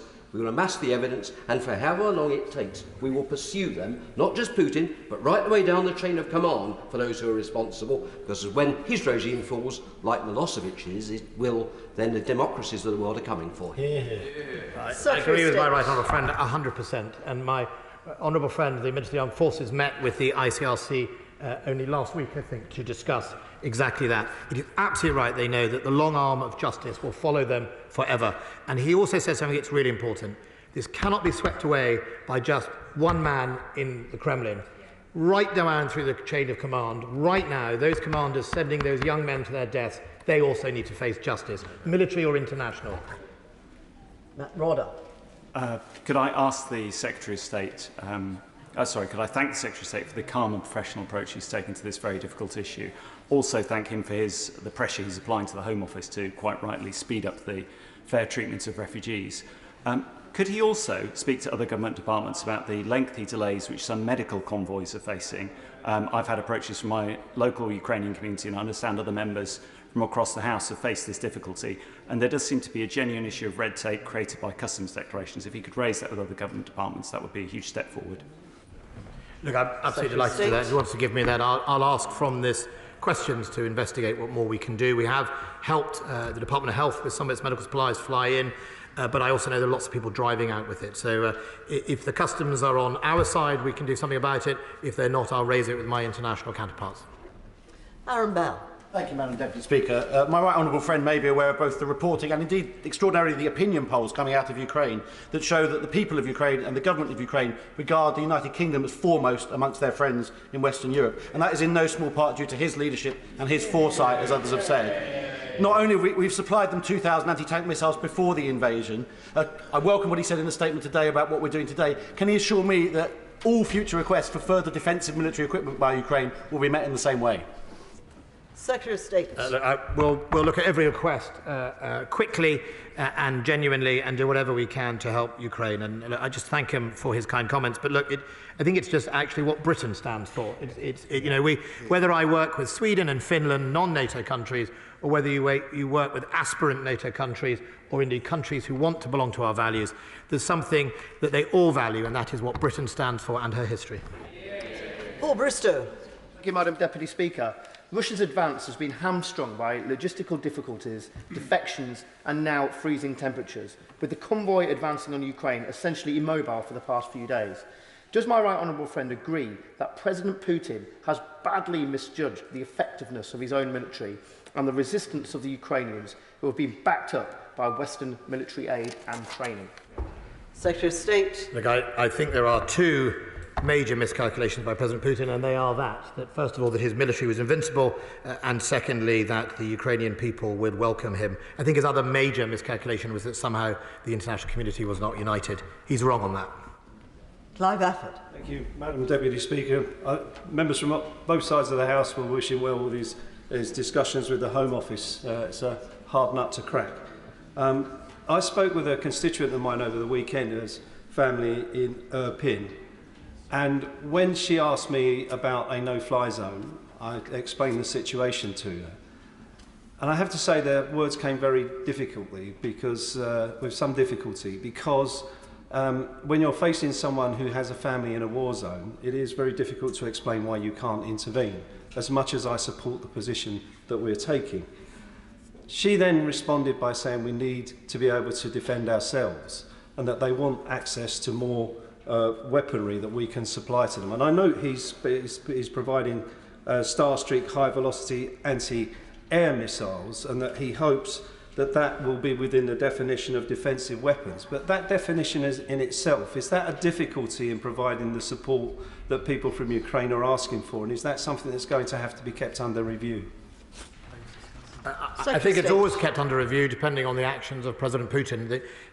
I winced when you said the town of Ypres, because they are under daily artillery and missile bombardment, being literally flattened by the Russian forces. And I can only pass on my support and hope for your constituent that she gets through this, and we will do everything we can. I think when I speak to Ukrainians, it's really about the outcomes they want. They don't want to be bombed. They don't want to be shelled. They want to be able to patrol their own skies. We think there are other ways of doing that at the moment without risking a wider war in Europe, and that's why we think it is really important. Some of the mass devastation we see comes from artillery and missiles rather than the air, and I think that's why we need to find other ways of dealing with that. James Wilde. Thank you, Madam Deputy Speaker. Providing the Starstreak anti-air missiles will help Ukraine defend itself, and so is very welcome. But given the situation on the ground and the practical difficulties, will he look creatively at ways to deliver that training so this capability can be used by those brave Ukrainian forces? Secretary of State. Yes, we're looking at that at pace. Kerry McCarthy. Thank you, Madam Deputy Speaker. I welcome the very strong condemnation by the Defence Secretary of, in his words, the indiscriminate and murderous attacks on civilian areas. Can I ask him what the UK government's position will be next month on the UN-backed political declaration on restricting the use of wide area effect explosive weapons in populated areas? Secretary of State. Can I write to her, because it will be a Foreign Office lead? I understand the debate that is progressing next month. Okay. And finally, Margaret Ferry. Thank you, Madam Deputy Speaker, and I thank the Secretary of State for his statement and also the daily update briefings, which are excellent. With Russia repeating false allegations of the US supporting a Ukrainian military biological programme that would release deadly pathogens like the plague and anthrax, what new steps are the MOD and other government agencies taking to effectively tackle dissemination of false information like this? So the Honourable Lady makes a really important point that Russia has not given up on its false flag. It hasn't given up on its false narrative. In fact, it has shut nearly every avenue of information in Russia down on its people, which again I think shows the fear they are under. I think only yesterday they stopped TikTok in their country. We have to absolutely challenge, and we do challenge the false flags. As the Honourable Lady has seen, we call it out publicly. At some stages we did it by declassifying intelligence early on, which is not normally what we do.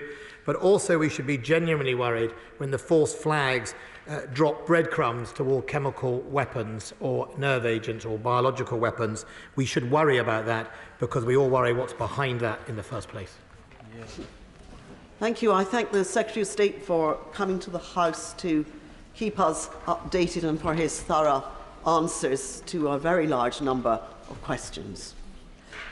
We now move on to the next statement. I will allow people to leave quietly and take their places quickly. Thank you. We come to the statement by the Secretary of State for Business, Energy and Industrial Strategy, Kwasi Kwarteng. Thank you very much, Madam Deputy Speaker.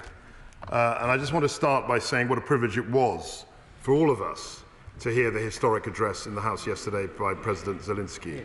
I'm sure all members will join me in thanking him once again for his inspiring words, his great leadership.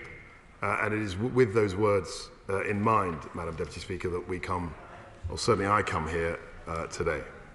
With your permission, Madam Deputy Speaker, I'd like to make a statement on the UK phase-out of imports of Russian oil in response to Vladimir Putin's brutal and illegal invasion of Ukraine.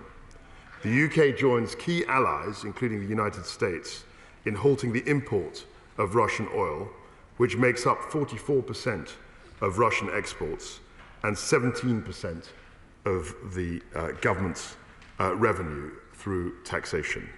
This action follows the most punishing set of sanctions that the British state has ever imposed on a G20 nation. Our trade, financial and personal sanctions are having an effect on the Russian economy. The ruble, as I speak, has now fallen by nearly 42%, and the Moscow Exchange's stock trading has been shut since the 25th of February. The British government has sent a clear message to Putin's regime and to those who support him in his war against Ukraine. It is important to remember, Madam Deputy Speaker, that Russia produces only a fraction of the fuel products currently imported to the UK. In a competitive global market for oil and petroleum products, demand can be met by alternative sources of supply.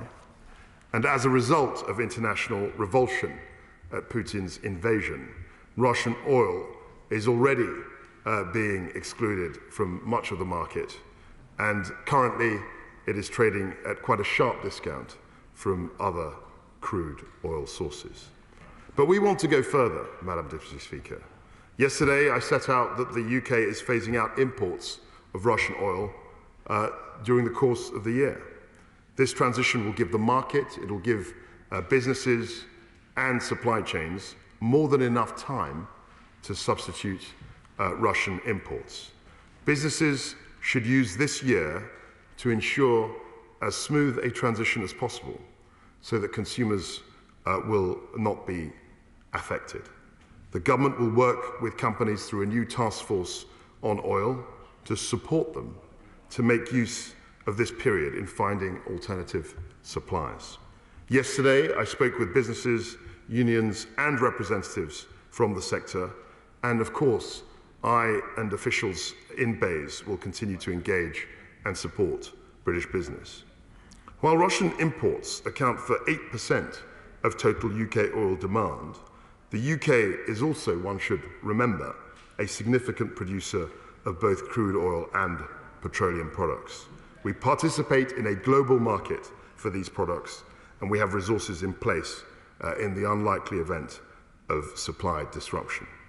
Over the course of the year, the task force we set up will work closely with international partners, including the USA, the Netherlands, and the Gulf, to ensure alternative supplies of fuel products.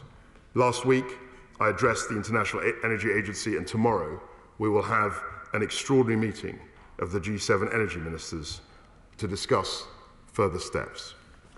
While businesses should do everything they can to source oil from alternative sources, they will still be able, it's important to emphasize this, they will still be able to import Russian oil during this transition period. These measures target oil-related products imports only. The UK is not dependent on Russian natural gas, making up less than 4% of our supply. However, Madam Deputy Speaker, I will be exploring options to end this altogether. I want to make clear to the House that we fully intend and we must end our dependency on all Russian hydrocarbons. In the meantime, we need more investment in North Sea oil and gas production as we make the move to cheaper and cleaner power. Turning off domestic production, as some are calling for at this moment, would be completely the wrong thing to do. We're not going to do it. The Prime Minister has also confirmed that the government will set out an energy strategy to explain the UK's long-term plans for greater energy security, including both renewable and nuclear power, building on our 10-point plan. This measure and those being taken by our allies in terms of the phase-out, the oil phase-out, will move the West away from a dependency on Russian oil. It will take us on a road to building a stronger, more resilient British energy system. It will also increase the growing pressure on Russia's economy and will ultimately hamper Russia's ability to impose further misery on the Ukrainian people. Ed Miliband. Thank you, Madam Deputy Speaker, and can I start by thanking the Secretary of State for his statement. Madam Deputy Speaker, we are united against Russian aggression. We stand together in solidarity with the Ukrainian people, and let me echo the admiration he expressed for President Zelensky and his address to us yesterday. His bravery and eloquence was both extraordinary and inspiring. On the Secretary of State's immediate to ban oil imports, it is a right and welcome step, and it is right also to work with the companies and unions on how we implement this policy. I'd like to ask the Secretary of State in his reply, maybe he could tell us what assessment he has made of the impact of the ban on petrol and diesel prices. We also support him in his decision to seek to find ways to rid ourselves of Russian gas imports. And I want to ask him about the wider energy security context to his statement, which he talked about. But I think it's essential that we learn the right lessons from this crisis. Although 50% of our gas comes from the North Sea and only 4% from Russia, we pay the same price for our own gas as that which we import because we operate in an integrated gas market. So, Madam Deputy Speaker, we are absolutely exposed to the rocketing wholesale gas prices that we are seeing, currently up 100% on the month and 800% on the year. The right lesson to learn is therefore surely that we have to go much further and much faster in developing homegrown zero-carbon power, including renewables and nuclear, which can free us from the whims of autocrats and dictators who can use fossil fuels as a geopolitical weapon. Does the Secretary of State agree this is the right lesson and that policy will need to change? In particular, does he agree we should finally end the effective moratorium on onshore wind in the planning regulations, which has denied us power each and every year since 2015, equivalent to our gas imports from Russia? Does he agree we should ramp up our offshore wind so we go well beyond 40 gigawatts?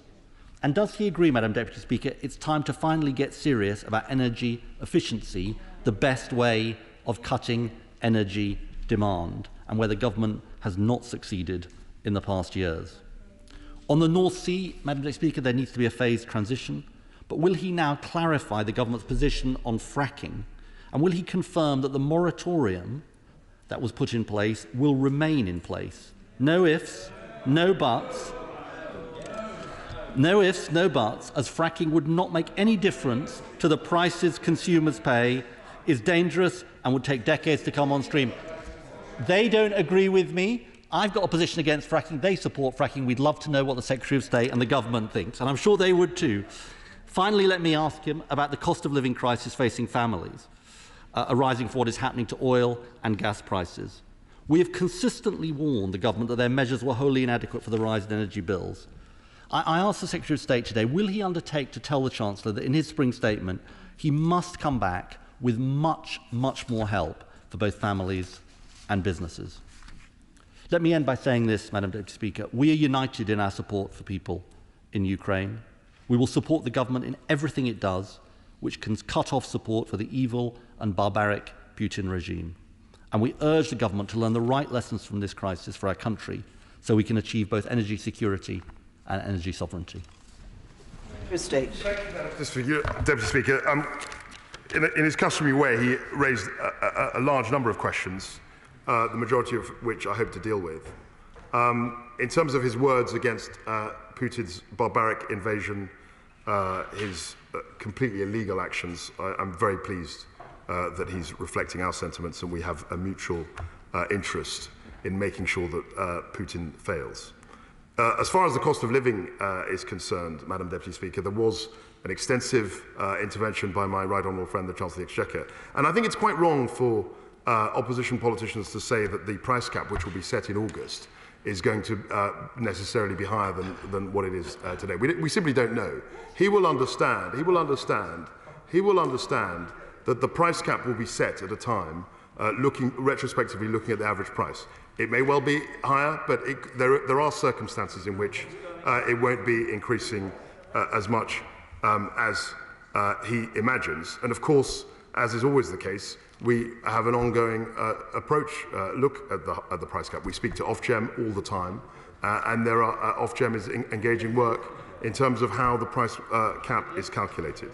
In terms of the North Sea, I'm pleased to hear that he's very keen to support investment in the North Sea in terms of making sure that gas is a key transition fuel. That's something which I think many people on the benches opposite may disagree with. And of course, he's absolutely right to stress an increased focus on renewables and nuclear power. We are absolutely at one in our agreement on this. Robert Jenrick. Thank you, Madam Deputy Speaker. Can I welcome my right honourable friend's statement today? I think we have to brace ourselves for the greatest impact on living standards that any of us have known in our lifetimes, and that does necessitate a more pragmatic approach to energy policy.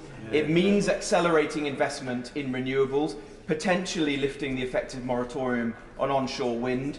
It means looking again at fracking, and it means taking all possible advantage we can from our domestic supplies within the North Sea as part of a transition.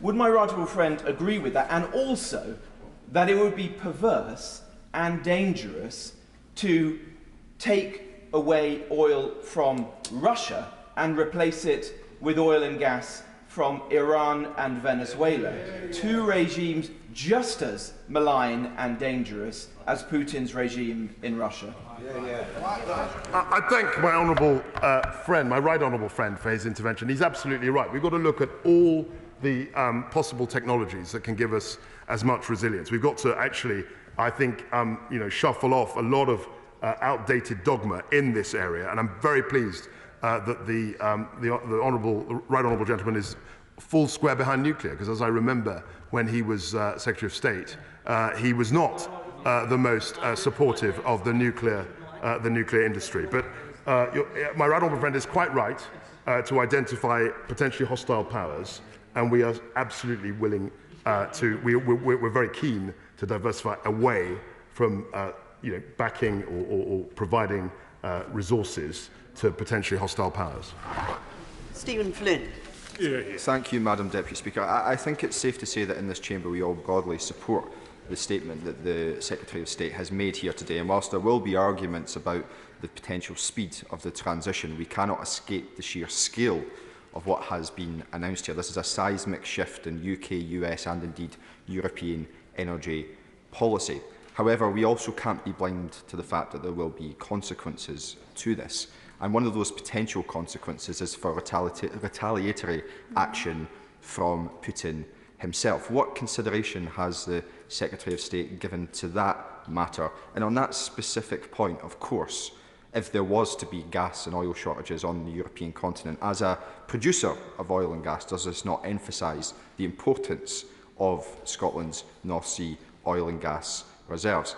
And indeed, in terms of resources and Scotland's resources in particular, the renewable resources that Scotland has are enormous. 25% of the entirety of Europe's offshore wind capacity sits off the coast of Scotland. I was a little bit disappointed that there wasn't more from the Secretary of State in relation to renewables. So I would like to hear a little bit more from him in respect of the additional support that he intends to give to the likes of onshore and offshore wind, tidal, hydro pump storage, hydrogen, so on and so forth, and what the timescales behind those progresses will be. And of course, the second big consequence of this will be for consumers. We can't escape that fact. There will be inevitable price rises, irrespective of what the Secretary of State has intimated earlier in relation to the price cap. So on that specific point, will he commit to using every single penny of additional resource that comes from the North Sea oil and gas sector to insulate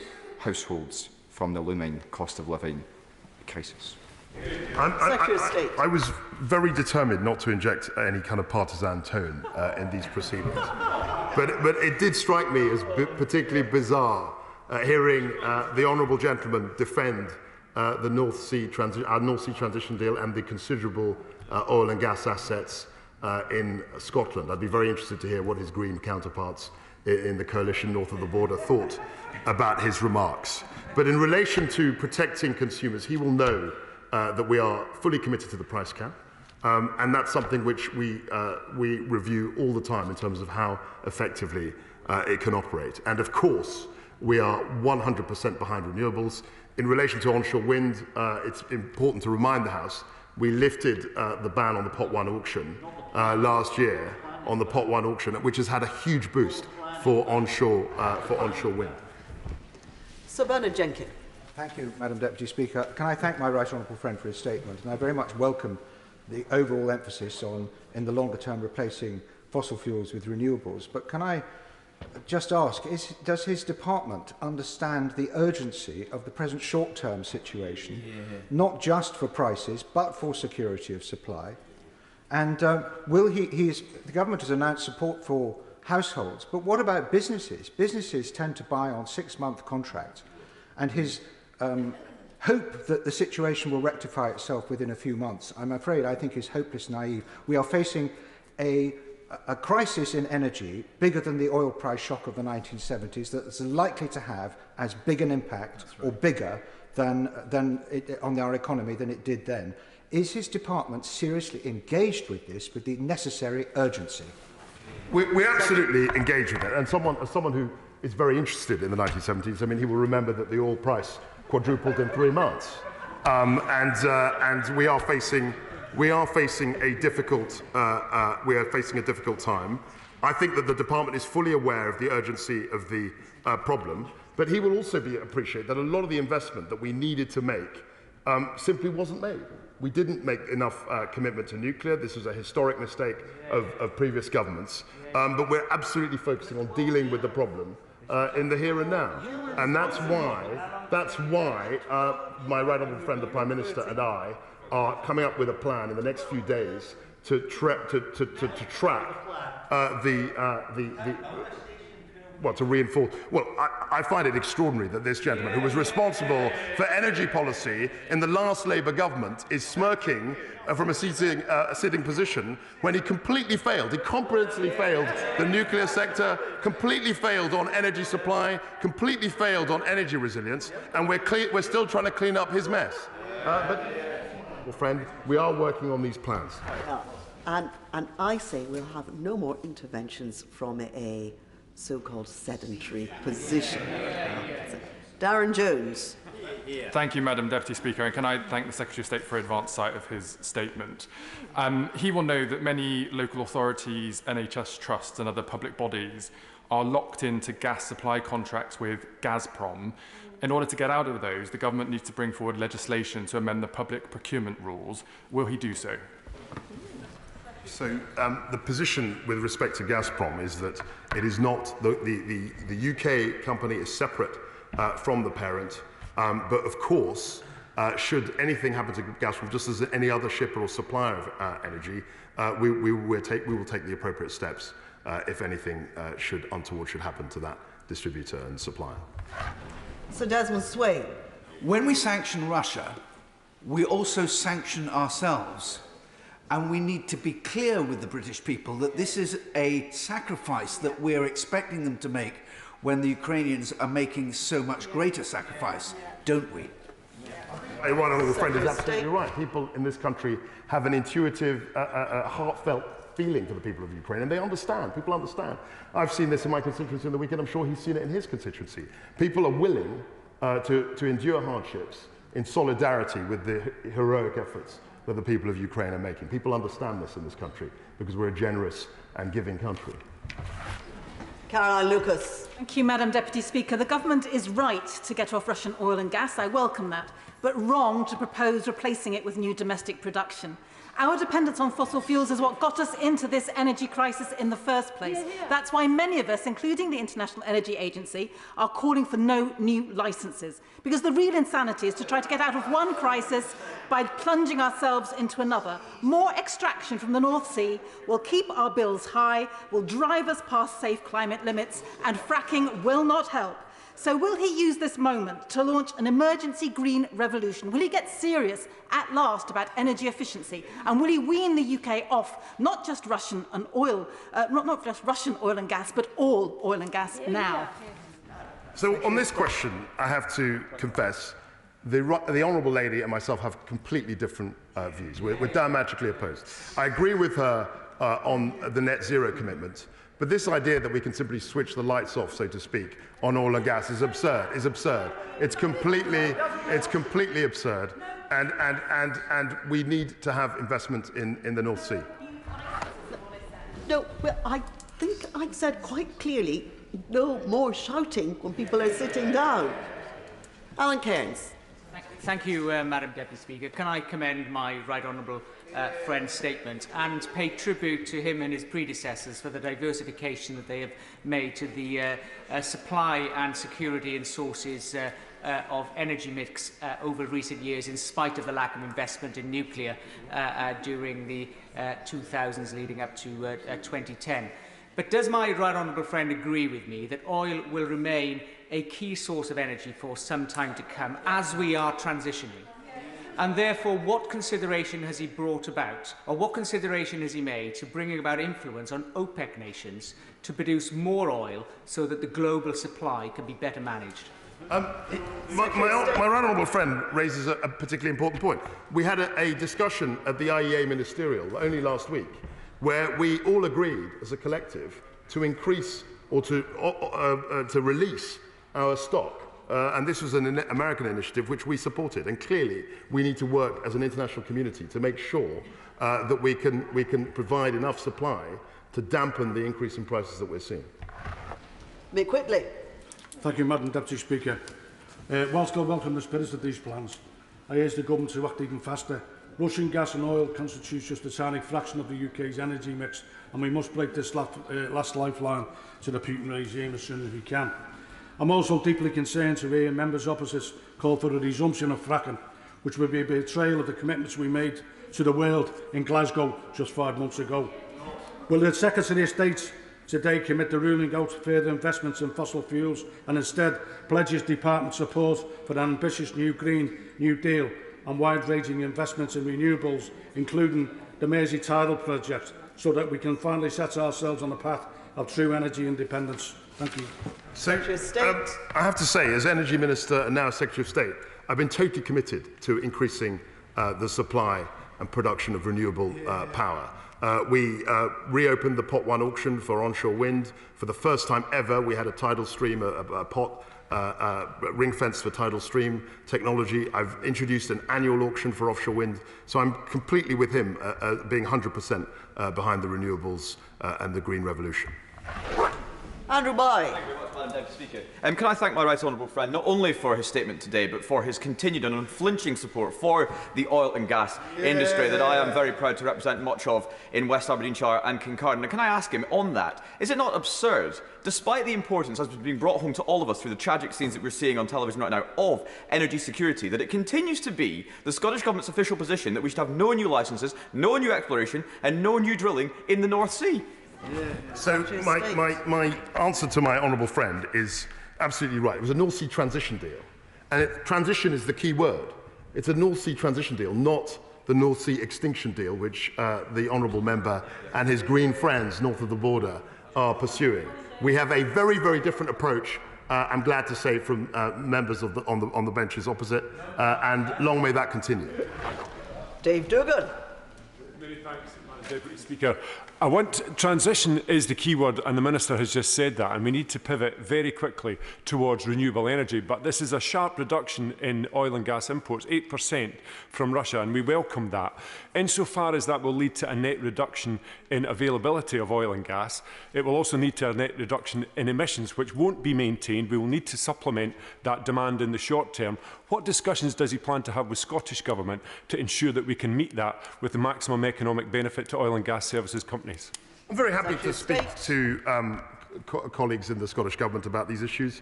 And he should remember that, yes, we are banning the import, but it's a phasing out. We could have gone down the US route and had a 45-day grace period, but that would have been too disruptive to the supply chain. But I'd be very happy to talk to him and his Scottish Government colleagues about how we can manage that process. And that's exactly why, in the statement, I've also announced the formation of a task force to deal with that transition. Richard Fuller. Deputy Speaker, with regard to the UK's Russian oil ban, I am convinced of the moral case, although I am sceptical about the efficacy of such a ban in the long term. I welcome my right honourable friend's commitment to keeping all options open, but he'll be aware that there is moving faster on transition to green puts greater costs on technology risk on households. So will he look again at options on insulating homes and government support for home insulation as part of the package? My honourable friend, as other members across the House, is quite right to focus on energy efficiency, because clearly that's a big part of this conundrum. I think we've had some successes, but we've also done things not as effectively as we could have done. I mean, there were elements of the Green Homes Grant that worked, and there were elements that didn't work as well. And I'm constantly trying to improve the offer on the energy efficiency. It did with the public sector. Kerry McCarthy. Thank you, Madam Deputy Speaker. The Minister has been asked twice now, very specifically, about fracking, and has completely avoided answering the question. Would you like to have another go? A go, and I will be very clear. I will, and actually, funnily enough, I was a minister at the time this written ministerial statement on fracking, hydraulic fracturing was made. The government has always been clear that we will take a precautionary approach and support shale gas exploration if it can be done in a safe and sustainable way. That remains our position, and we will be evidence-less. This is what we wrote and said in 2019, and we're still committed to that. Rob Halfon. Thank you very much, Madam Deputy Speaker. I thank my right honourable friend for his statement. In terms of oil prices, my right honourable friend will know that prices at the pumps are reaching £1.60 per litre for hard-pressed motorists. They're paying around £16 more than a year ago. Hauliers are paying more than £120 every time they fill up at the pumps, and this is literally unaffordable for most people around the country. I recognise the government have done a lot with fuel duty free. The Irish have announced today a rebate of 20 cents on petrol, 15 cents on diesel. We must do the same, and I know he's got to make the case to the Treasury, so you mustn't just fob me off. He's got to make the case. And will he just finally introduce Pump Watch, as recommended by Fairfuel UK, which will monitor prices from the big oil companies to make sure that motorists are not ripped off off at the pumps when the oil price either rockets when the petrol pump price rockets when the oil price goes high and goes down like a feather when the oil price lowers. There is no member, honourable or right honourable member in this House that has done more for the motorist over the last 12 years than my right honourable friend, and I completely hear him on his imprecation to the Treasury in terms of helping consumers. I think my right honourable friend, the Chancellor, did give a wide range of measures which offer some support, but we're always happy to talk to him to see how we can improve the offer. Sammy Wilson. Mr. Speaker, it's a great pity it's taken a war in Europe to show just how mad our energy policy is, but nevertheless I do welcome the comments by the Minister today when he has said that turning off domestic production of North Sea oil and gas would be completely insane right now. But would he agree that it would be equally insane to turn our back on the shale gas which is available in the north of England, which would help to make us less dependent upon foreign resources, which would create jobs, which would give us security of supply, which would give the Treasury revenue from gas? And does he agree with me that the decision by the Prime Minister not to have concreting over the wells which are already there is the first step to leading to the exploitation of that gas? In conversation with my right honourable friend, the Prime Minister, we were clear that it didn't necessarily make any sense to concrete over the wells. We're still in conversations about that. And as I've said, our position from the moratorium has always been the same. If it can be done in a safe and sustainable way, the government is open to the idea of fracking. We've always said this. This position has not changed. And with respect to the North Sea, I fully agree with everything he said. Selene Saxby. Deputy Speaker, and can I thank my right honourable friend for his statement this afternoon and for the work done by this Conservative government to increase our renewable energy capacity by 500%. And as we move towards the new normal of a greener and more secure energy supply, can I also ask if he will commit to increase the capacity coming out of the Celtic Sea and accelerate the rollout of floating offshore wind and the target that it can deliver?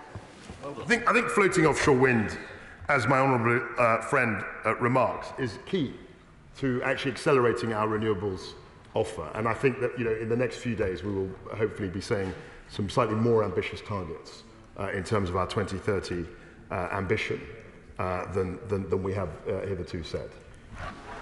Ben Bradshaw.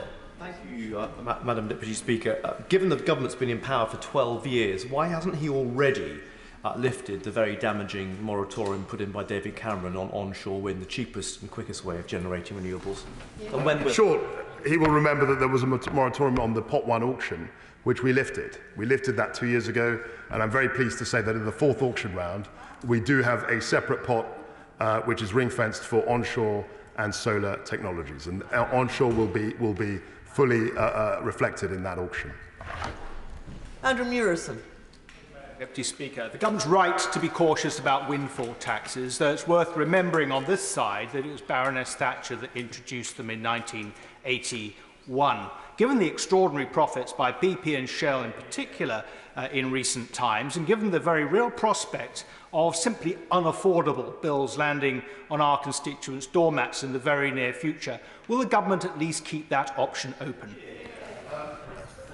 My honourable friend is well versed in departmental responsibilities, and he will know that issues to do with taxation are squarely in the remit of the Chancellor of the Exchequer, my right honourable friend, the Chancellor. I personally feel that a windfall tax is not the way to go in this particular moment, because there's huge uncertainty about investment in the North Sea as it is. And if we were to entertain the idea of a windfall tax, all that would do would be simply to frighten the investment, destroy jobs and destroy wealth creation. I don't think that's in anyone's interest. Liz Saville-Roberts. Putin's bloody war in the Ukraine is being financed by Europe's addiction to fossil fuels. We have to speed up our green transition. But more than 1 in 10 Welsh households are living in fuel poverty, and this number is growing daily. Starved of public transport investment, Wales is the most car-dependent nation in the UK. We will therefore be disproportionately affected by rising prices. Now, rural regions of Scotland and England with high levels of car dependency are eligible for the rural fuel duty relief. Will he extend it to Wales? Even if I wanted to, it's not in my power to do so, but I'd be very happy to talk to people across the government to address the issue that she's raised. John Lamont. Very much. I very much welcome the government's statement today and the government's plans. However, is the government aware of current supply issues for red and white diesel? Businesses in the Scottish borders have contacted me in the last day or so to say that there's real issues with sourcing red and white diesel. So, indeed, suppliers are reporting that Grangemouth will run out in the coming days. Is the government aware of this, and will they investigate it further? We will absolutely. I'd like to pay tribute to my honourable friend, who's always been a consistent and extremely able defender of his constituents' interests. What I would say is that the red diesel phase-out was announced 2 years ago, and I'd be very happy to talk to him to see how we can actually manage that transition. Mike King. Thank you, Madam Deputy Speaker. Following on from the member for Harwich and North Essex, many businesses hedge their fuel costs going forward, like aviation, which impacts massively on my constituency. But many businesses are going to be hugely exposed because they haven't hedged those costs. Is the department doing some analysis of the exposure of these businesses? The honourable gentleman raises a critically important point. The department is always looking, particularly at a time of extreme price volatility, at how these prices affect the supply chain and businesses. Indeed, my honourable friend, the member for North Derbyshire, was speaking to energy-intensive industries just this morning, as I was, and we're fully alive to their plight. Lee Anderson. Thank you, Madam Deputy Speaker. Now then, I think we all welcome the banning of Russian oil and gas to put the squeeze on Putin. But what about Russian coal? We're currently importing over 500,000 tonnes a year of coking coal. This is the same type of coal, the metallurgical coal, that can be mined safely and cheaply in this country. So does my right honourable friend agree with me that if we can get it out of this ground cheaply and safely, then we should do it without delay? He will know that the specific issue relating to the Cumbrian coking mine is under judicial review, but clearly we want to move away, as I said in my statement, from Russian hydrocarbons. That's absolutely our intention. Vera Hobhouse. Deputy Speaker, obviously the crisis makes us all very aware of consumer energy prices and how to contain them to some degree. To reduce the average energy cost for consumers, we need a replacement for the Green Homes Grant, which is far more comprehensive and recognises that solar power, battery storage and smart metering must be part of the solution. What are the plans for the government to roll out much more ambitiously residential solar, which together with battery storage and smart metering could save the average consumer up to £900 annually on their energy bill? The honourable lady will appreciate that we have done actually quite a lot in terms of driving solar, and I referred only to the fact that we've restarted the Pot 1 auction. Pot 1 auction was all about onshore wind, but also on solar, and there are lots of projects. When we announce the actual result, there'll be lots of solar projects that will be increasing hugely solar capacity in this country. Bema Folami. Madam Deputy Speaker, the Secretary of State knows that I'm a strong supporter of his policy to end reliance on Russian oil and of the need to intensify our investment in renewable energy. There are many rural communities and constituencies like my own, and I suspect across the country, that rely on heating oil. What plans does the Secretary of State feel that his oil task force will do around securing the availability of heating oil, securing the price of heating oil that it doesn't rise out of ordinary people's reach, and also intensifying home efficiency, energy efficiency for homes, particularly for older buildings that you find in many rural communities in areas like my own? The task force, it will do exactly as he has asked for. It will look at where we can source supply at the cheapest rate and increase our independence. It'll take away from our reliance on Russia, and it will actually source oil at the cheapest rate. There is an issue in terms of heating oil in relation to further interventions, and we're in discussions with Treasury as well as others across the government all the time in relation to seeing how we can improve or rather lessen the burden on our people. Grant Davis. The Secretary of State will know that his department refused support for the Swansea Bay tidal lagoon, but nevertheless it is going ahead as the new Blue Eden Lagoon project. So instead of looking again at fracking, which generates 5% fugitive emissions, which makes it worse than coal for climate change, will you look at supporting the Welsh Government and Wales overall in marine technologies and renewable technologies, alongside looking at organic batteries at scale, which can actually store these renewables without causing pollution? I think the right honourable gentleman makes a very fair point. We've done a huge amount as a government in terms of driving renewables. I was very pleased to see the tidal stream auction has been ring-fenced. The specific details of the Swansea project, the Swansea Lagoon project, I felt as Energy Minister at the time, and the Secretary of State as well, felt that it wasn't economic, that specific project. But generally, I don't think any government has done more for marine renewables and marine energy. Mark Jenkinson. Madam Deputy Speaker, can I welcome my right honourable friend's swift and decisive action on phasing out Russian imports. Just to echo the comments of my honourable friend, the member for Ashfield, as our minds are now focused on increased domestic production such as that from the North Sea, does he agree with me that the benefits of domestic supply chain resilience and security should also encompass other critical minerals such as coking coal, for which we look to Russia for over 750,000 tonnes, 50% of our requirement last year? So he will appreciate in terms of coking coal supply, there is a diversity of sources. We're not just looking to Russia. But in terms of critical minerals, he makes an excellent point. He will also appreciate that this is the first government, the first time ever, that we're going to have a critical mineral strategy that will be published in the next few weeks. And my honourable friend, the member for North Derbyshire, is really leading that within the department. Alan Brown. Thank you, Madam Deputy Speaker. Electricity from gas power stations is one of the ways that we meet peak electricity demand. Now, the Secretary of State knows that dispatchable energy can also be created from pumped storage hydro, which is a completely renewable source. So, to minimise our reliance on gas and switch to renewables, he knows that SSE is ready to go and build Corrie Glass in the Highlands. So, will he commit to agreeing a minimum floor price with SSE so that they can go on and build it and confirm timescales for that agreement? I'm really delighted that the honourable member raises this. I think he's raised it at every questions for the last 18 months. And I'll keep saying what I've said before. We are interested in the technology. I need to look at the specific proposals that he's suggesting.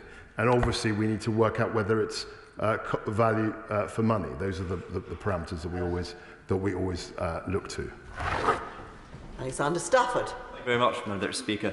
Yesterday at the Bay Select Committee, we had a panel of experts talking about this very issue.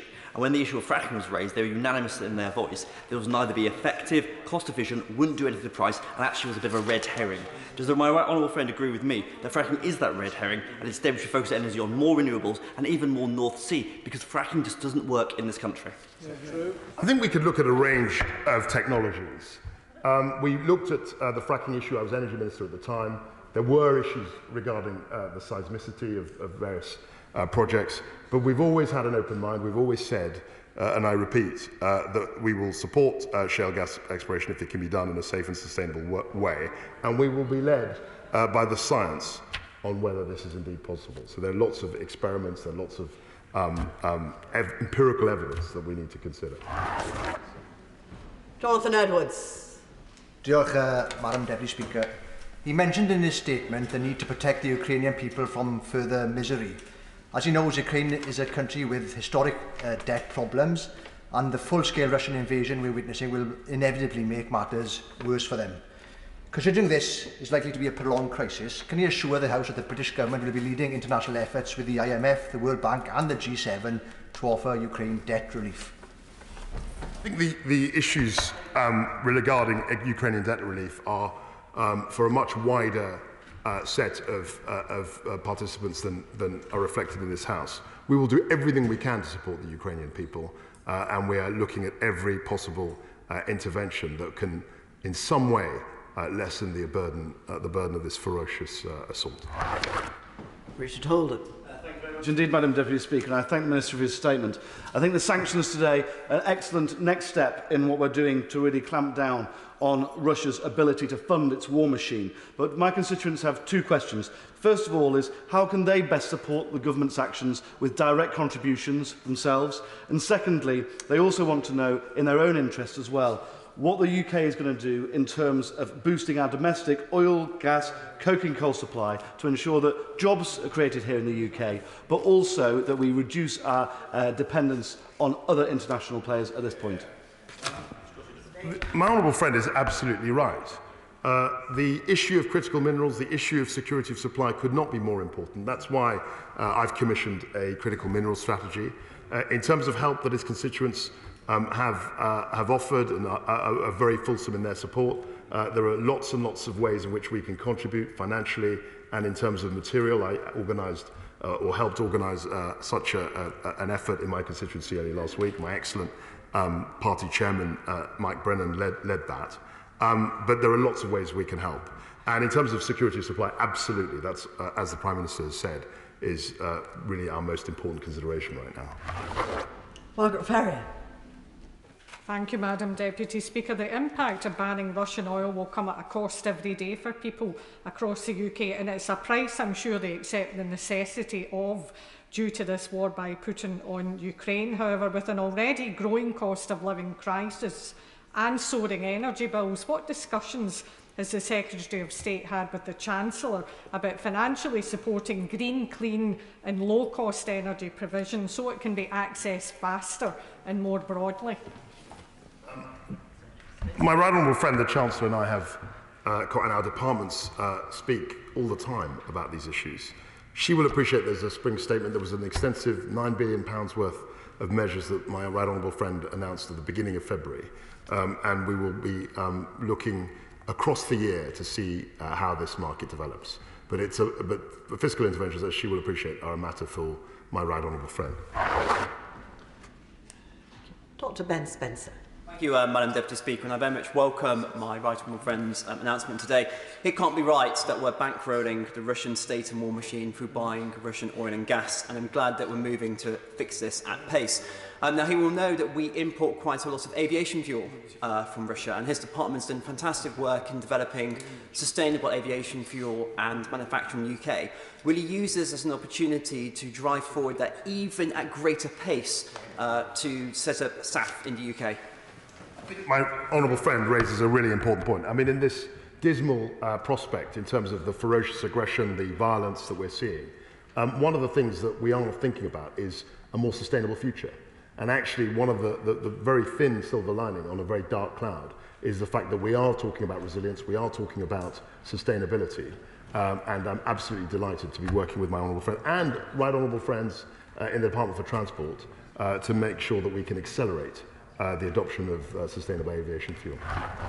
Rachel Maskell. Thank you, Madam Deputy Speaker. The pace by which we divest from Putin's fossil fuels is important for stopping this war.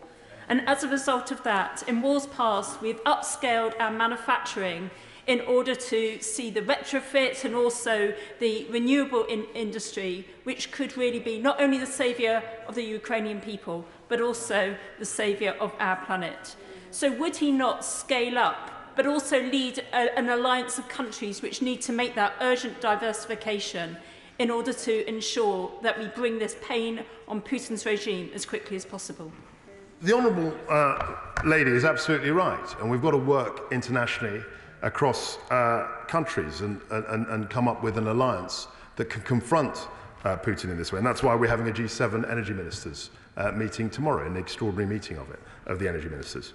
However, I should say that it is relatively easier for us and American colleagues to be able to shut ourselves off this dependency than from colleagues in Europe who are far more dependent on Russian gas and hydrocarbons.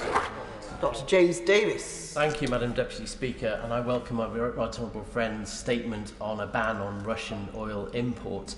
Would he agree with me that the increasing need for self-reliance of energy sources means that it's right that we invest in renewable energy schemes in this country, but also particularly including the possibility of a large tidal range facility in North Wales?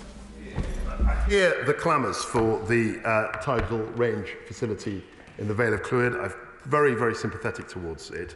And my honourable friend will be good enough, I'm sure, to acknowledge that for the first time ever in this fourth auction round, we do have a tidal stream auction pot. And we are absolutely committed to doing all we can to further the development of marine renewable energy.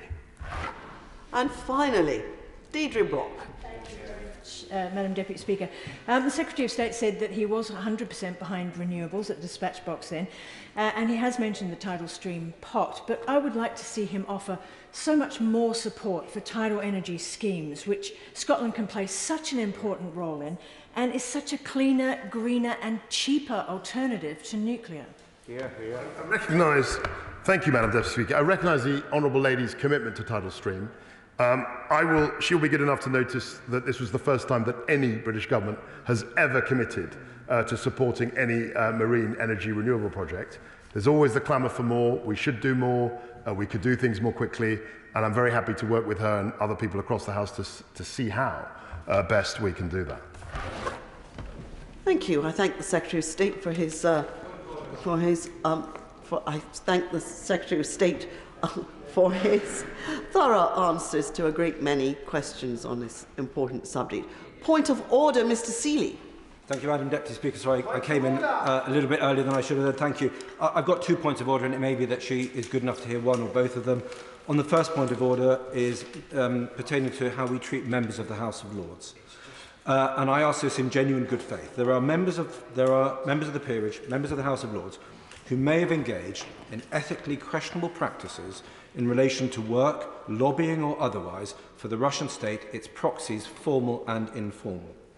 We are not, maybe for good reason, maybe not, we are not allowed to name those members of Lords during the debate, for example on lawfare or lobbying or enabling, and to do so requires some kind of special motion. In addition, Lords can take leave of absence, which can be open-ended. They are allowed to use the chamber, not the chamber, they're allowed to use the Lords' facilities and even stationary. They cannot vote, but they then do not have to register their outside interests. This strikes me as being contrary to natural justice, to democratic transparency, because we cannot name important players that may be influencing politics, that may be working for Russian proxies, formal or informally, and I would like a ruling from the Chair as to what we can do to enable their participation in a potentially very important part of our national debate. Well, the honourable gentleman asks, raises a point which actually, for a change, is a point of order, and I can give him an answer from the Chair. If indeed the situation were, as the honourable gentleman describes, that it is not possible to question the conduct of a member of the House of Lords in this place, then that would indeed be contrary to our usual democratic practices. I'd be grateful if the honourable gentleman sitting next to him would just perhaps listen. It would, if that were the case, be contrary to our normal democratic practices. But that is not the case. The honourable gentleman has been slightly misinformed. It is improper and contrary to our rules to raise in a general debate or in a question and without notice the conduct of a person, either of this House or of the other place. But it is perfectly proper for the honourable gentleman to put down a motion before the House so that the House and the person in question has notice of the honourable gentleman or any member's intention to raise these matters and of the matters to be raised, and that motion would then come before the House. Now, I give the honourable gentleman an example. An early day motion is a motion before this House, and so if the honourable gentleman were to submit an early day motion, it would be a motion before this House, and he could then raise questions upon it.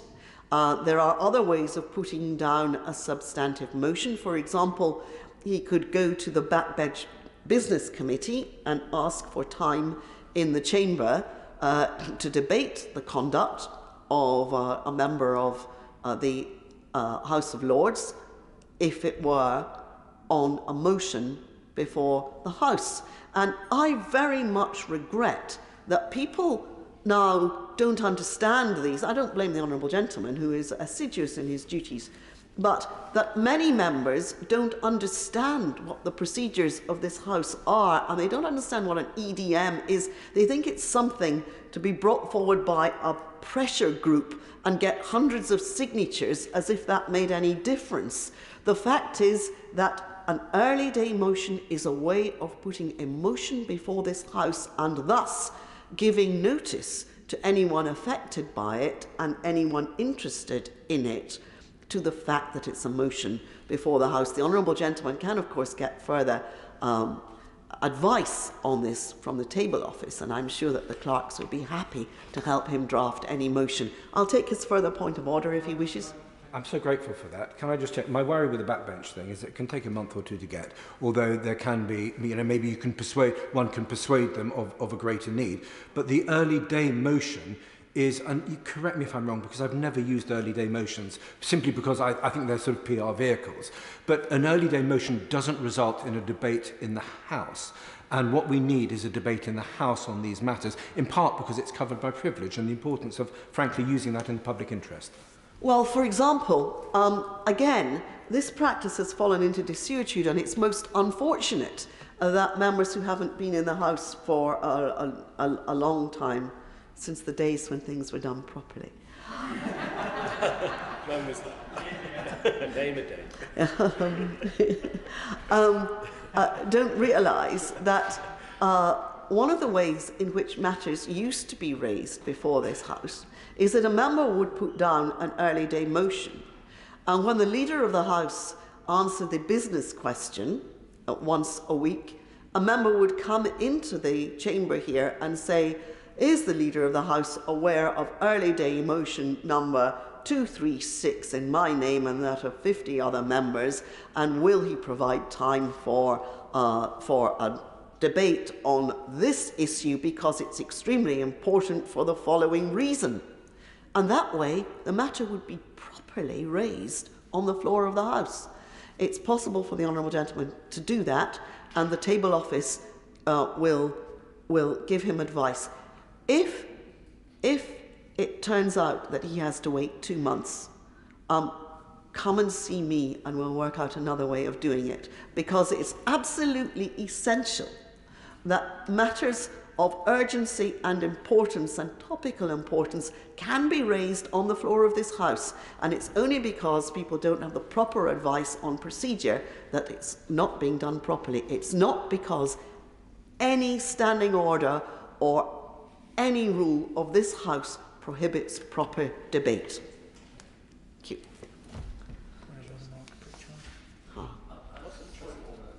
Oh, point of order, Mr. Pritchard. Can I apologise for dashing into chamber? I was chairing some delegated legislation. On a point of order, Madam Deputy Speaker, this morning families awaiting the Ockenden Independent Maternity Review into baby deaths in Shropshire, which was expected to be published on the 22nd of March, were informed that due to a number of unspecified, quote, parliamentary processes, end quote, the review would now be delayed. As you can imagine, Madam Deputy Speaker, this is causing my constituents significant concern and added anxiety. What advice can you give me about ensuring this important review is published as quickly as possible? I thank the honourable gentleman for his point of order, and I think he gave notice, but not long ago, of his intention to raise it, and therefore I have not had the opportunity to inquire and can't answer his question about what the parliamentary processes are. to which he refers. But I can well understand his concern and those